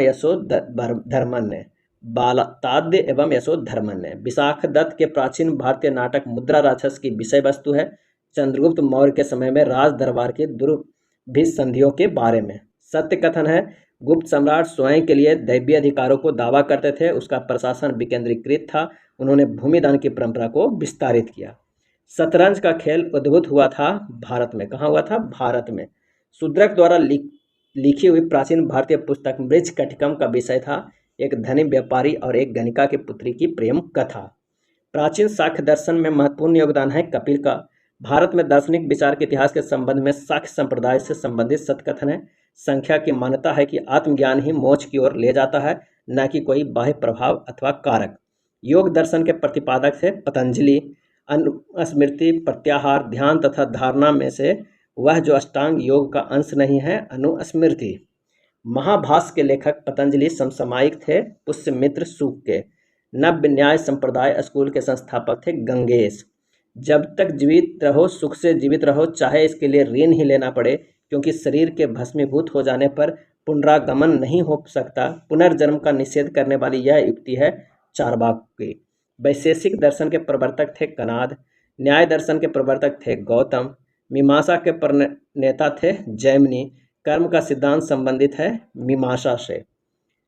सांख्य, वैषयिक, मीमांसा, न्याय तथा योग में से वह दर्शन जिसका मत है कि वेद शाश्वत सत्य है मीमांस। मीमांस और वेदांत, न्याय और वैशेषिक, लोकायत और काल्पनिक तथा सांख्य और योग युग में से वह एक जो भारतीय षड दर्शन को भाग नहीं है, वह है लोकायत और कपालिक। अद्वैत दर्शन के संस्थापक हैं शंकराचार्य। ज्ञान, कर्म, भक्ति तथा योग में से अद्वैत तो वेदांत के अनुसार मुक्ति प्राप्त की जा सकती है ज्ञान द्वारा। ज्ञान, कर्म, भक्ति तथा योग में से अद्वैत वेदांत के अनुसार मुक्ति प्राप्त की जा सकती है ज्ञान के द्वारा।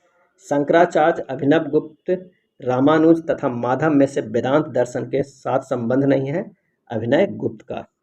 एक तरफ स्वंतसर है, एक तरफ गन्नाब्दी। विक्रम स्वंतसर है 58 ईसा पूर्व, शक स्वंतसर है 78 ईस्वी, गुप्त स्वंतसर है 320 ईस्वी और कली स्वंतसर है 3102 ईस्वी पूर्व। सत्य कथन क्या है देखते हैं। विक्रम संवत 58 ईसा पूर्व में आरंभ हुआ, शक संवत सन 78 ईस्वी से आरंभ हुआ, गुप्त काल सन 319 ईस्वी से आरंभ हुआ। भारत में मुसलमान शासन का युग सन 1192 ईस्वी से शुरू हुआ।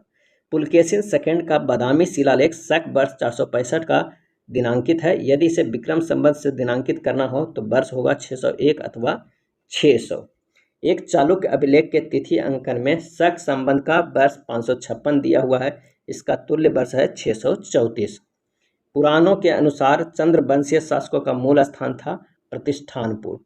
मौखरी शासकों की राजधानी थी कन्नौज। हरिसेन, कल्हण एवं कालिदास में से वह जिसकी पुस्तकों में हर्ष के समय की सूचनाएं निहित है वो है कल्हण। हर्षचरित नामक पुस्तक लिखी है वानभट्ट ने। हर्ष के साम्राज्य की राजधानी थी कन्नौज।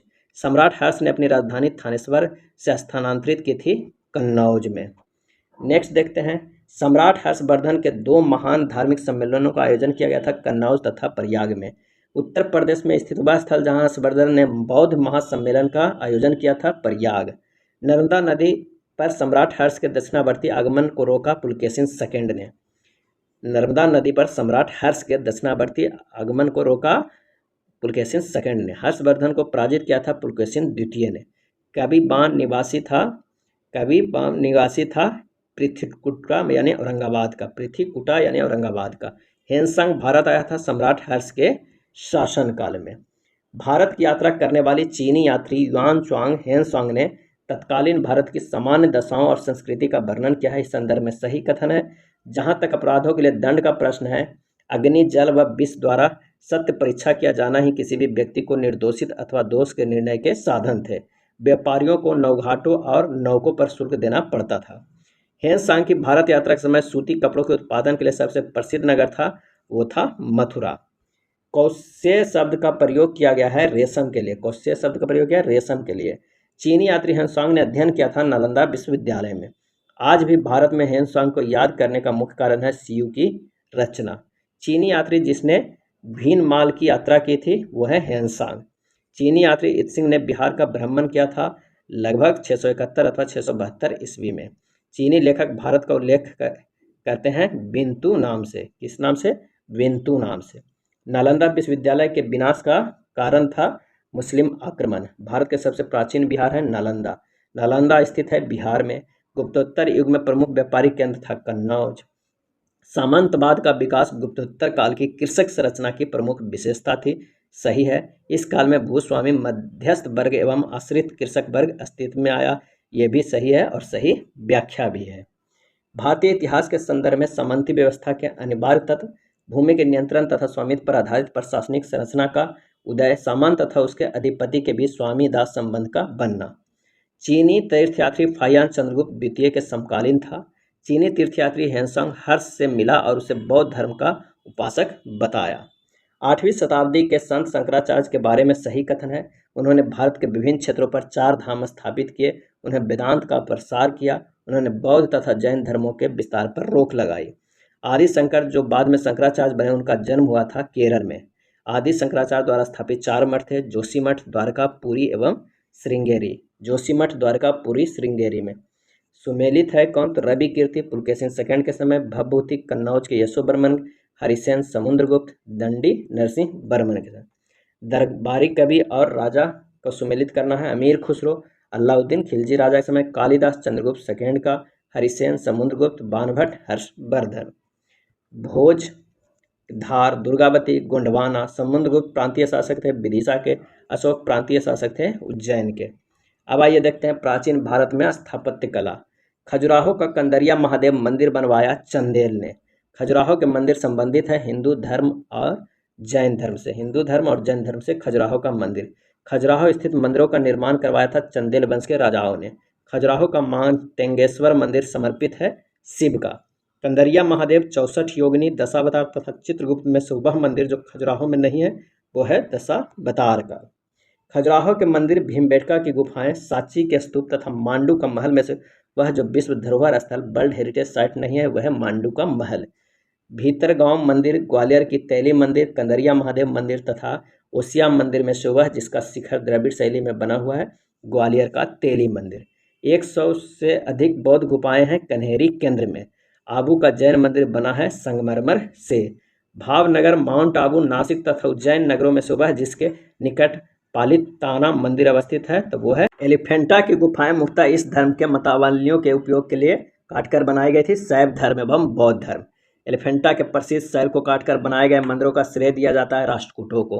अजंता, भांजा, एलिफेंटा तथा एलोरा में से त्रिमूर्ति के लिए विख्यात है एलिफेंटा। प्राचीन भारत में गुप्त काल से संबंधित गुफा चित्रांकन में केवल 2 उदाहरण उपलब्ध हैं। इनमें से एक अजंता की गुफाओं में किया गया चित्रांकन है। गुप्त काल के चित्रांकन का दूसरा अवशिष्ट उपलब्ध है बाघ गुफाओं में। नेक्स्ट देखते हैं एलोरा के गुहा मंदिर संबंधित है हिंदू, बौद्ध, जैन से। एलोरा है जो तीनों धर्म से संबंध है, हिंदू, बौद्ध, जैन से। एलोरा में गुफाएं और शैलकृत मंदिर है हिंदुओं, बौद्धों और जैनों को। बौद्ध, हिंदू एवं जैन शैलकृत गुफाएं जो एक साथ विद्यमान है एलोरा में। पश्चिमी भारत की प्राचीनतम शैलकृत गुफाएं हैं वो है नासिक, एलोरा और अजंता में। एलिफेंटा, नालंदा, अजंता तथा खजुराहो में से बौद्ध गुफा मंदिरों के लिए प्रसिद्ध है वो है अजंता की गुफा। एलोरा गुफाओं का निर्माण कराया था किसने? राष्ट्रकूटों ने। शैलकृत स्थापत्य का आश्चर्य माना जाता है कैलाश मंदिर एलोरा को। एलोरा के कैलाश मंदिर का निर्माण किया था राष्ट्रकूट वंश ने। एलोरा के कैलाश मंदिर का निर्माण करवाया था कृष्णा फर्स्ट ने। राष्ट्रकूटों का संरक्षण प्राप्त था जैन धर्म को। अजंता एवं एलोरा की गुफाएं स्थित है औरंगाबाद, महाराष्ट्र में। आइए सुमेलित करते हैं गुप्त मंदिर और स्थान। ईंट निर्मित मंदिर भीतरगांव, दशावतार मंदिर देवगढ़, शिव मंदिर भूमरा, विष्णु मंदिर एरन। भारतीय शिला वस्तु के इतिहास के संदर्भ में सत्कथन है भीमबेटका की गुफाएं भारत की प्राचीनतम अवशिष्ट शैलकृत गुफाएं हैं। बराबर की शैलकृत गुफाएं सम्राट अशोक द्वारा मूलतः आजीविकों के लिए बनवाई गई थी। एलोरा में गुफाएं विभिन्न धर्मों के लिए बनाई गई थी। अजंता की कला का प्रश्रय यानी सहायता दिया था वाकटक ने। अजंता की गुफाएं रामायण, महाभारत, जातक कथाएं तथा पंचतंत्र कहानियों में से संबंधित है जातक कथाओं से। भित्ति चित्र कला के लिए भी जाना जाता है अजंता की गुफा एवं लेपाक्षी मंदिर को। अजंता और महाबलीपुरम के रूप में ज्ञात 2 ऐतिहासिक स्थानों में जो तथ्य समान है वह है दोनों में शिलाकृत स्मारक। नेक्स्ट देखते हैं सूची 1 और सूची 2। हम्पी कर्नाटक में, नागार्जुनकोंड आंध्र प्रदेश, शिशुपालगढ़ उड़ीसा, अरिकामेडु पुडुचेरी। कोणार्क का सूर्य मंदिर बनवाया था नरसिंह देव बर्मन ने। कोणार्क का सूर्य मंदिर बनाया था नरसिंह देव बर्मन ने।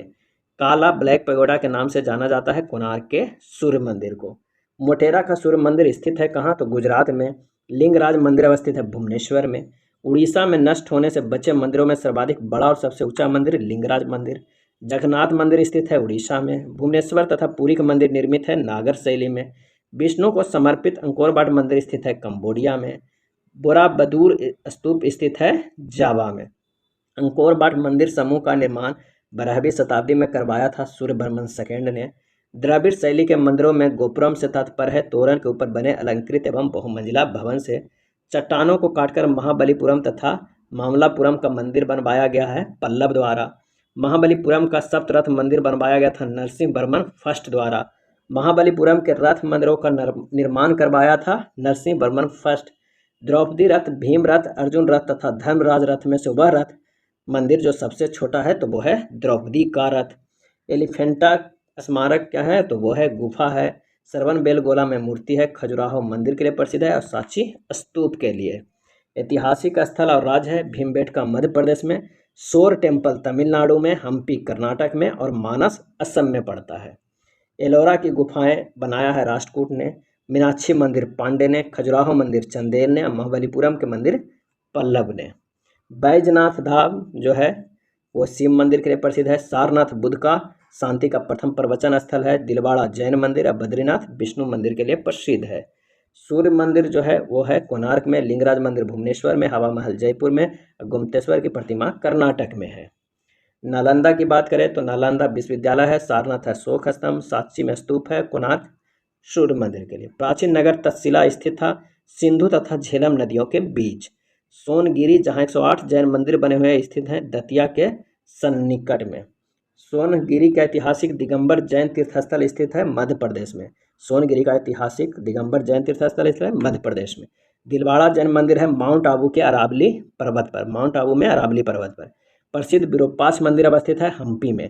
नागर, द्रविड़ और बेसर है भारतीय मंदिर वास्तु की 3 मुख्य शैलियाँ। भारत के सांस्कृतिक इतिहास के संदर्भ में पंचायतन शब्द निर्दिष्ट करता है मंदिर रचना शैली। प्रसिद्ध नैमिषारण्य स्थित है सीतापुर में। आइए सुमेलित करते हैं विख्यात मूर्ति शिल्प और स्थल। बुद्ध का महापरिनिर्वाण की एक भव्य प्रतिमा जिसमें ऊपर की ओर अनेकों दैवी संगीत तथा नीचे की ओर अनेक दुखी अनुयायी दर्शाए गए हैं अजंता में। प्रशस्तर पर उत्कीर्ण विष्णु के बराह अवतार की विशाल प्रतिमा जिसमें वह देवी पृथ्वी को गहरे विक्षुब्ध सागर से उबारते दर्शाए गए हैं उदयगिरी गुफा में। विशाल गौशालों पर उत्कीर्ण अर्जुन की तपस्या गंगा अवतरण यह मामलापुरम में दर्शाया गया है। भारत की कला और पुरातत्विक इतिहास के संदर्भ में भुवनेश्वर स्थित लिंगराज मंदिर, धौली स्थित शैलकृत हाथी, महाबलीपुरम स्थित शैलकृत स्मारक तथा उदयगिरी स्थित बराह मूर्ति में से वह जिसका सबसे पहले निर्माण किया गया था तो धौली स्थित शैलकृत हाथी। दक्षिण भारत, चोल, चालुक्य, पल्लव एवं संगम युग के बारे में क्या क्या प्रश्न पूछा गया है। 9वीं शताब्दी में चोल साम्राज्य की नींव डाली थी विजयाल्या द्वारा। चोल साम्राज्य की नींव डाली विजयाल्या द्वारा। वह मंदिर परिसर जिसमें एक भारी भरकम नंदी की मूर्ति है जिसे भारत की विशालतम नंदी मूर्ति माना जाता है वह है बृहदेश्वर मंदिर। तंजौर पर बृहदेश्वर मंदिर जिस चोल शासक के काल में निर्मित हुआ था वह था राजराज प्रथम के। चोल का राज्य फैला था कोरोमंडल तट दक्कन के कुछ भाग तक। कावेरी पत्तन, महाबलीपुरम, कांची और तंजौर में से चोलों की राजधानी थी तंजौर। चोल प्रशासन की विशेषता थी ग्राम प्रशासन की स्वायत्तता। वह दक्षिण भारतीय राज्य जिसमें उत्तम ग्राम प्रशासन था वो था चोल। चोलों के अधीन ग्राम प्रशासन के बहुत से ब्यौरे जिन शिलालेखों में है वह है उत्तर मेरूर में। चोल शासकों के शासन काल में उद्यान प्रशासन का कार्य देखता था टोट बारियम। नेक्स्ट है सही कथन। चोलों ने पांड्य तथा चेर शासकों को पराजित कर प्रायद्वीपीय भारत पर प्रारंभिक मध्यकालीन समय में अपना प्रभुत्व स्थापित किया। चोलों ने दक्षिण पूर्वी एशिया के शैलेंद्र साम्राज्य के विरुद्ध सैन्य चढ़ाई की तथा कुछ क्षेत्रों को जीता। चोल काल में निर्मित नटराज की काष्ठ प्रतिमाओं की देवाकृति प्रायः है चतुर्भुज। ये कई बार प्रश्न पूछा गया है कि चोल काल में निर्मित नटराज की काष्ठ प्रतिमाओं की देवाकृति प्रायः क्या है तो चतुर्भुज। दक्षिण भारत के विशेषकर चोल युग के स्थापत्यों के विश्व के श्रेष्ठतम प्रतिमा रचना माना जाता है वो है नटराज को। चोल शासकों के समय में बनी हुई प्रतिमाओं में सबसे अधिक विख्यात हुई नटराज शिव की कांसे की प्रतिमा है। शिव की दक्षिणामूर्ति प्रतिमा उन्हें प्रदर्शित करती है शिक्षक के रूप में। 72 व्यापारी चीन में भेजे गए थे क्लोंतुक फर्स्ट के कार्यकाल में। चोल, चेर, पल्लव एवं राष्ट्रकूट में से दक्षिण भारत का वह राजवंश जो अपनी नौसैनिक शक्ति के लिए प्रसिद्ध था तो वो था चोल। चालुक्य, चोल, कदम्ब तथा कलचुरी राजवंशों में से वह जिसके शासन अपने शासनकाल में अपना उत्तराधिकारी घोषित कर देते थे वह है चोल। चोल शासकों में से जिसने बंगाल की खाड़ी को चोल झील का स्वरूप प्रदान कर दिया वह था राजेंद्र प्रथम। गंगैकोंड चोलपुरम की स्थापना की थी राजेंद्र प्रथम ने। वह चोल शासक जिसने चोल गंगम नामक बृहत कृत्रिम झील बनवाने का श्रेय दिया जाता है राजेंद्र प्रथम को। वह चोल राजा जिसने जल सेना प्रारंभ की थी राजराज प्रथम ने। चोल शासक जिसने श्रीलंका के उत्तरी भाग पर विजय प्राप्त की राजराज प्रथम ने। चोल राजाओं में से वह जिसने सीलोन पर पूर्ण विजय प्राप्त की वो है राजेंद्र प्रथम। वह चोल राजा जिसने श्रीलंका को पूर्ण स्वतंत्रता दी और सिंहल राजकुमार के साथ अपनी पुत्री को विवाह कर दिया वह है कुतौतुंग फर्स्ट। कुतौतुंग फर्स्ट। शब्द और विवरण है एलिपति, भूमि जिसने मिलने वाला राजस्व अलग से ग्राम जलाशय के रख रखाव के लिए निर्धारित कर दिया जाता था। तन्यूर, स्थानीय प्रशासन में बड़े नगरों में अलग कुर्रम गठित करना। घटिका, प्राय मंदिरों के साथ संबद्ध विद्यालय। प्राचीन भारत का वह महत्वपूर्ण व्यापार केंद्र जो उस व्यापार मार्ग पर था जो कल्याण की बेंगी से जोड़ता था तगर। चालुक्य वंश का सबसे महान शासक था पुलकेशिन द्वितीय। चोल, चालुक्य, पाल तथा सेन में से वह वंश जिसके द्वारा प्रायः महिलाओं को प्रशासन में उच्च पद प्रदान किए जाते थे, चालुक्य। चालुक्यों की राजधानी थी वातापी। संस्कृत के कवि और नाटककार कालिदास का उल्लेख हुआ था पुलकेशिन II के ऐहोल अभिलेख में। प्राचीन संस्कृत ग्रंथों में प्राध्य यवन प्रिय शब्द घोतक था काली मिर्च का। संगम साहित्य में तोल्काप्पियम एक ग्रंथ है तमिल व्याकरण का। शिल्पादिक्रम का लेखक थे इलिंगो अडिगल। सूची 1 और सूची 2 को मिलान करना है। तिरुकुरल है दर्शन शास्त्र, तोल्काप्पियम व्याकरण है, शिल्पादिक्रम प्रेम कथा है, मणिमेकलय है वणिक कथा है। ईसा की प्रारंभिक शताब्दियों में भारत तथा रोम के बीच घनिष्ठ व्यापारिक संबंधों की सूचना प्राप्त होती है अरिकामेडु पुरास्थल के खुदाइयों से। अरिकामेडु ताम्र लिपित कोरके तथा बारबेरिकम में से वह बंदरगाह जो पोडुके नाम से द पेरिपल्स ऑफ द इरिथियन सी के लेखक को ज्ञात था, वह है अरिकामेडु। रोमन बस्ती प्राप्त हुई है अरिकामेडु से। एफोरा जार होता है एक लंबा एवं दोनों तरफ हत्थेदार जार। कदम्ब, चेर, चोल तथा पाडम्ब राजवंशों में से वह जिनका उल्लेख संगम साहित्य में नहीं हुआ है वो है कदम्ब। चेर, चोल, पल्लव तथा पांडव में से वह जो तमिल देश के संगम युग का राजवंश नहीं था वो था पल्लव। धार्मिक कविताओं का संकलन कुरल है तमिल भाषा में। तमिल ग्रंथ जिसे लघु वेद की संज्ञा दी गई है कुरल। तमिल रामायण या रामावतारम का लेखक था कंबन। मध्यकालीन भारत के सांस्कृतिक इतिहास के संदर्भ में सतकथन है तमिल क्षेत्र के सिद्ध यानी सित्तर एकेश्वरवादी थे तथा मूर्ति पूजा की निंदा करते थे। कन्नड़ क्षेत्र के लिंगायत पुनर्जन्म के सिद्धांत पर प्रश्ची लगाते थे तथा जाति अधिक्रम को अविस्वीकार करते थे। आइए सुमेलित करते हैं कि गुप्त, देवगढ़, चंदेल, खजुराहो, चालुक्य, बादामी, पल्लव, पनमलय। चतुर्वेदी, मंगलम परिषद, अष्टदिग्गज तथा मणिग्रामम में से वह जो प्राचीन भारत में व्यापारियों का निगम था वो है मणिग्रामम। दक्षिण भारत का प्रसिद्ध तक्कोलन का युद्ध हुआ था चोल एवं राष्ट्रकूटों के मध्य। चोल साम्राज्य का अंततः समाप्त किया मलिक काफूर ने। संगम युग में उरैयूर विख्यात था सूती वस्त्र के केंद्र के रूप में उरैयूर। पांड्य राजा के जीवन रेखा थी बेंगी नदी। संगम पत्तन जो पश्चिमी तट पर स्थित थे नौरा, तोंडी, मुसीरी एवं नेलसेंडा। संगम कालीन साहित्य में कौन वो एक मन्नन प्रयुक्त होते थे तो वो है राजाओं के लिए। नेक्स्ट है तमिल संगम हुआ था कहाँ तो मदुरई में। प्रथम एवं द्वितीय संगम का आयोजन क्रमशः हुआ था मदुरई एवं कपाटपुरम अलैबाई में। वह ऋषि जिसके बारे में कहा जाता है कि उन्होंने दक्षिण भारत का आर्यकरण किया, उन्हें आर्य बनाया अगस्त्य ने। सुमेलित करते हैं एक तरफ चालुक्य, सूची 1 और सूची 2 है चालुक्य बादामी का, पल्लव कांचीपुरम, हर्ष के राजधानी कन्नौज और पांड्य के मदुरई। वह चीनी यात्री जिसने चालुक्यों के शासनकाल में चीन एवं भारत के संबंधों का विवरण दिया है वो है मातवालिन। चालुक्य, राजपूत, गुप्त एवं मौर्य में से वह राजवंश जिसने उत्तर भारत पर शासन नहीं किया वो है चालुक्य। कंदव राजाओं की राजधानी थी बनवासी। दक्षिण भारत का वह वंश जिसके राजा ने रोम राज्य में एक दूत 26 ईसा पूर्व में भेजा था वो है पांड्य। मीनाक्षी मंदिर स्थित है मदुरई में।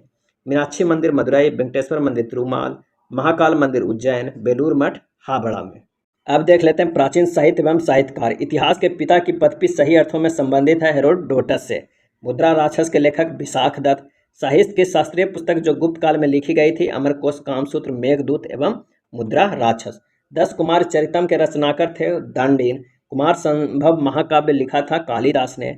मालविका, अग्निमित्र, अभिज्ञान शकुंतलम, कुमार संभव तथा जानकी हरण में से वह नाटक जो कालिदास ने नहीं लिखा है वह है जानकी हरण।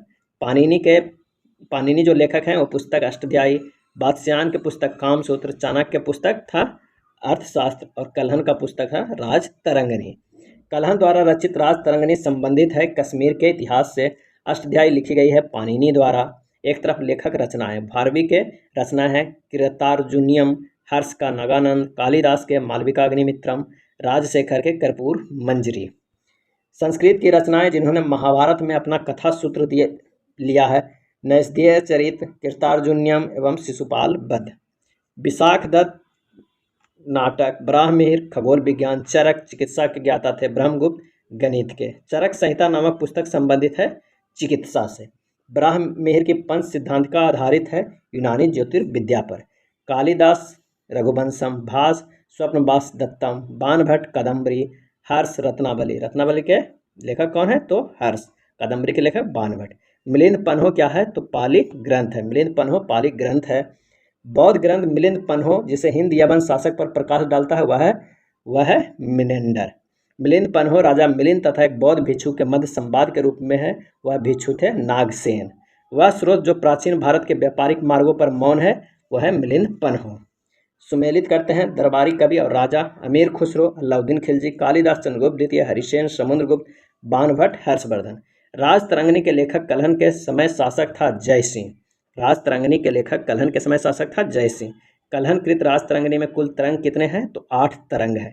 कलहन के राजतरंगिणी को आगे बढ़ाया है जोन राज एवं श्रीधर ने।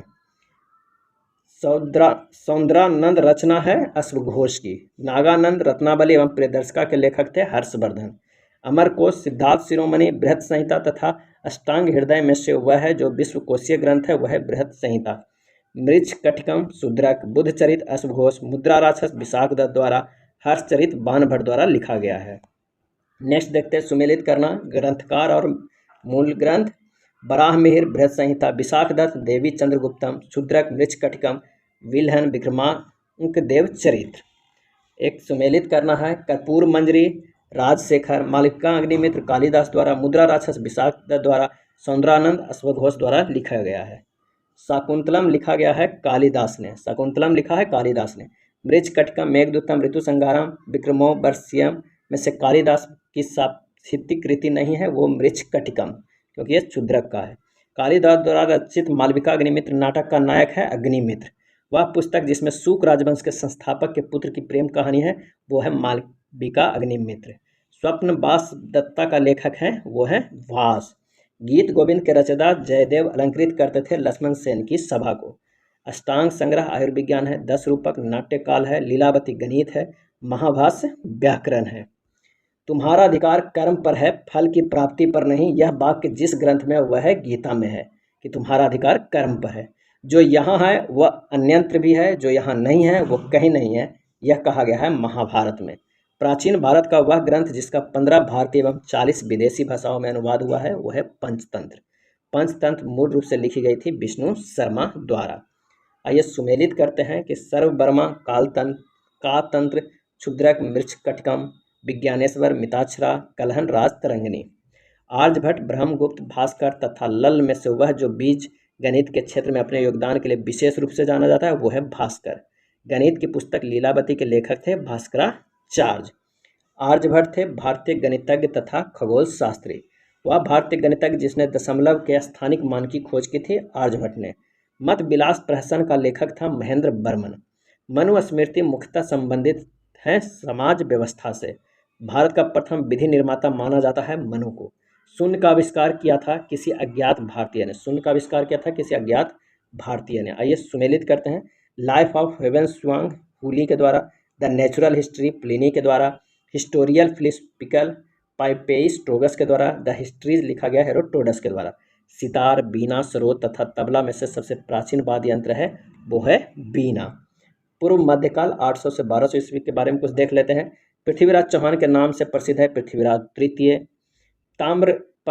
ताम्रपत्र लेख दर्शाते हैं कि प्राचीन काल में बिहार के राजाओं का संपर्क था जावा सुमात्रा से। गोविंद चंद्र गढ़वाल की एक रानी कुमार देवी ने धर्मचक्र जीन बिहार बनवाया था सारनाथ में। हमीर महाकाव्य में चौहानों को बताया गया है सूर्यवंशी अल्लाउदल संबंधित है महोबा से। अल्लाउदल कहाँ से संबंधित थे? तो महोबा से। पृथ्वीराज रासो के लेखक हैं चंद्रबरदाई। पृथ्वीराज विजय के लेखक हैं जानक। सारंगदेव, हमीर रासो, चंद्रबरदाई, पृथ्वीराज रासो, जागनिक, आल्हाखंड, नरपति नाल, बिसलदेव रासो। राजपूत वंश में से वह जिसने 8वीं शताब्दी में दिल्ली यानी दिल्ली शहर की स्थापना की थी तोमर वंश। जेजाक मुक्ति प्राचीन नाम था बुंदेलखंड का। जेजाक मुक्ति प्राचीन नाम था बुंदेलखंड का। पुंडवर्धन भुक्ति अवस्थित थी कहाँ? उत्तर बंगाल में। पाल वंश का शासक था संस्थापक गोपाल। पाल वंश का संस्थापक था गोपाल। सोमपुर महाविहार का निर्माण करवाया था धर्मपाल ने। उस पाल शासक का नाम बताइए जिसने विक्रमशिला विश्वविद्यालय स्थापित किया था वो है धर्मपाल। विक्रमशिला विश्वविद्यालय अवस्थित था बिहार में। राष्ट्रकूट साम्राज्य की नींव रखी थी दंती दुर्ग ने। हिरण्यगर्भ धार्मिक कार्य कराया था दंती दुर्ग ने। अपने पिता के अभियानों के क्रम में सैनिक छावनी में पैदा हुआ था। अमोघ वर्ष राष्ट्रकूट। महानतम प्रतिहार राजा थे मिहिर भोज। महान जैन विद्वान हेमचंद अंकित करते थे कुमारपाल की सभा को। धर्मपाल, देवपाल, विजय सेन तथा लक्ष्मण सेन में से हुआ जिसे एक नया संवत चलाने का यश प्राप्त है वह है लक्ष्मण सेन। लक्ष्मण संवत का प्रारंभ किया था सेनों द्वारा। मध्यकालीन भारत के प्रसिद्ध विधिवेत्ता थे विज्ञानेश्वर, हिमाद्री एवं जीमूत वाहन। महान संस्कृत कवि एवं नाटककार राजशेखर संबंधित है महेंद्रपाल प्रथम के दरबार से। सुमेलित करते हैं सूची 1, सूची 2। प्रतिहार के राजधानी कन्नौज, चोल के तंजौर, परमार के धारा और सोलंकी के अनहिल बाढ़। गुर्जर प्रतिहार वंश की स्थापना की थी नागभट्ट प्रथम ने। प्रतिहार, पाल, राष्ट्रकूट तथा चोल में से वह जो त्रिकोणात्मक संघर्ष का हिस्सा नहीं था वो है चोल। महोदया पुराना नाम है कन्नौज का। महोदया पुराना नाम है कन्नौज का। नगर महोदया श्री के नाम से जाना जाता था कन्नौज। चामुंडराय, जयसिंह, सिद्धराज, कुमारपाल तथा महिपाल देव में से वह जिसने खंबात में तोड़ी गई मस्जिद के पुनर्निर्माण के लिए आर्थिक सहायता प्रदान की थी जयसिंह सिद्धराज ने। राजा भोज ने शासन किया था धार पर। राजा भोज ने शासन किया था धार पर। भोजशाला मंदिर के अधिष्ठात्री देवी हैं भगवती सरस्वती। गौड़ बहो की रचयिता थे बागपति। सुमेलित करते हैं प्रसिद्ध स्थान और क्षेत्र। बोधगया बिहार में, खजुराहो बुंदेलखंड में, शिरडी अहमदनगर महाराष्ट्र में, नासिक महाराष्ट्र में, तिरुपति रायलसीमा आंध्र प्रदेश में। मध्यकालीन भारत के आर्थिक इतिहास के संदर्भ में शब्द अर्घट्टा निरूपित करता है भूमि की सिंचाई के लिए प्रयुक्त जल चक्र यानी वाटर हिल को। यह था घटना चक्र पूर्वालोकन के पॉइंटर के रूप में प्राचीन इतिहास से। अगर वीडियो अच्छा लगा हो तो प्लीज़ लाइक एंड शेयर कर दीजिएगा। धन्यवाद।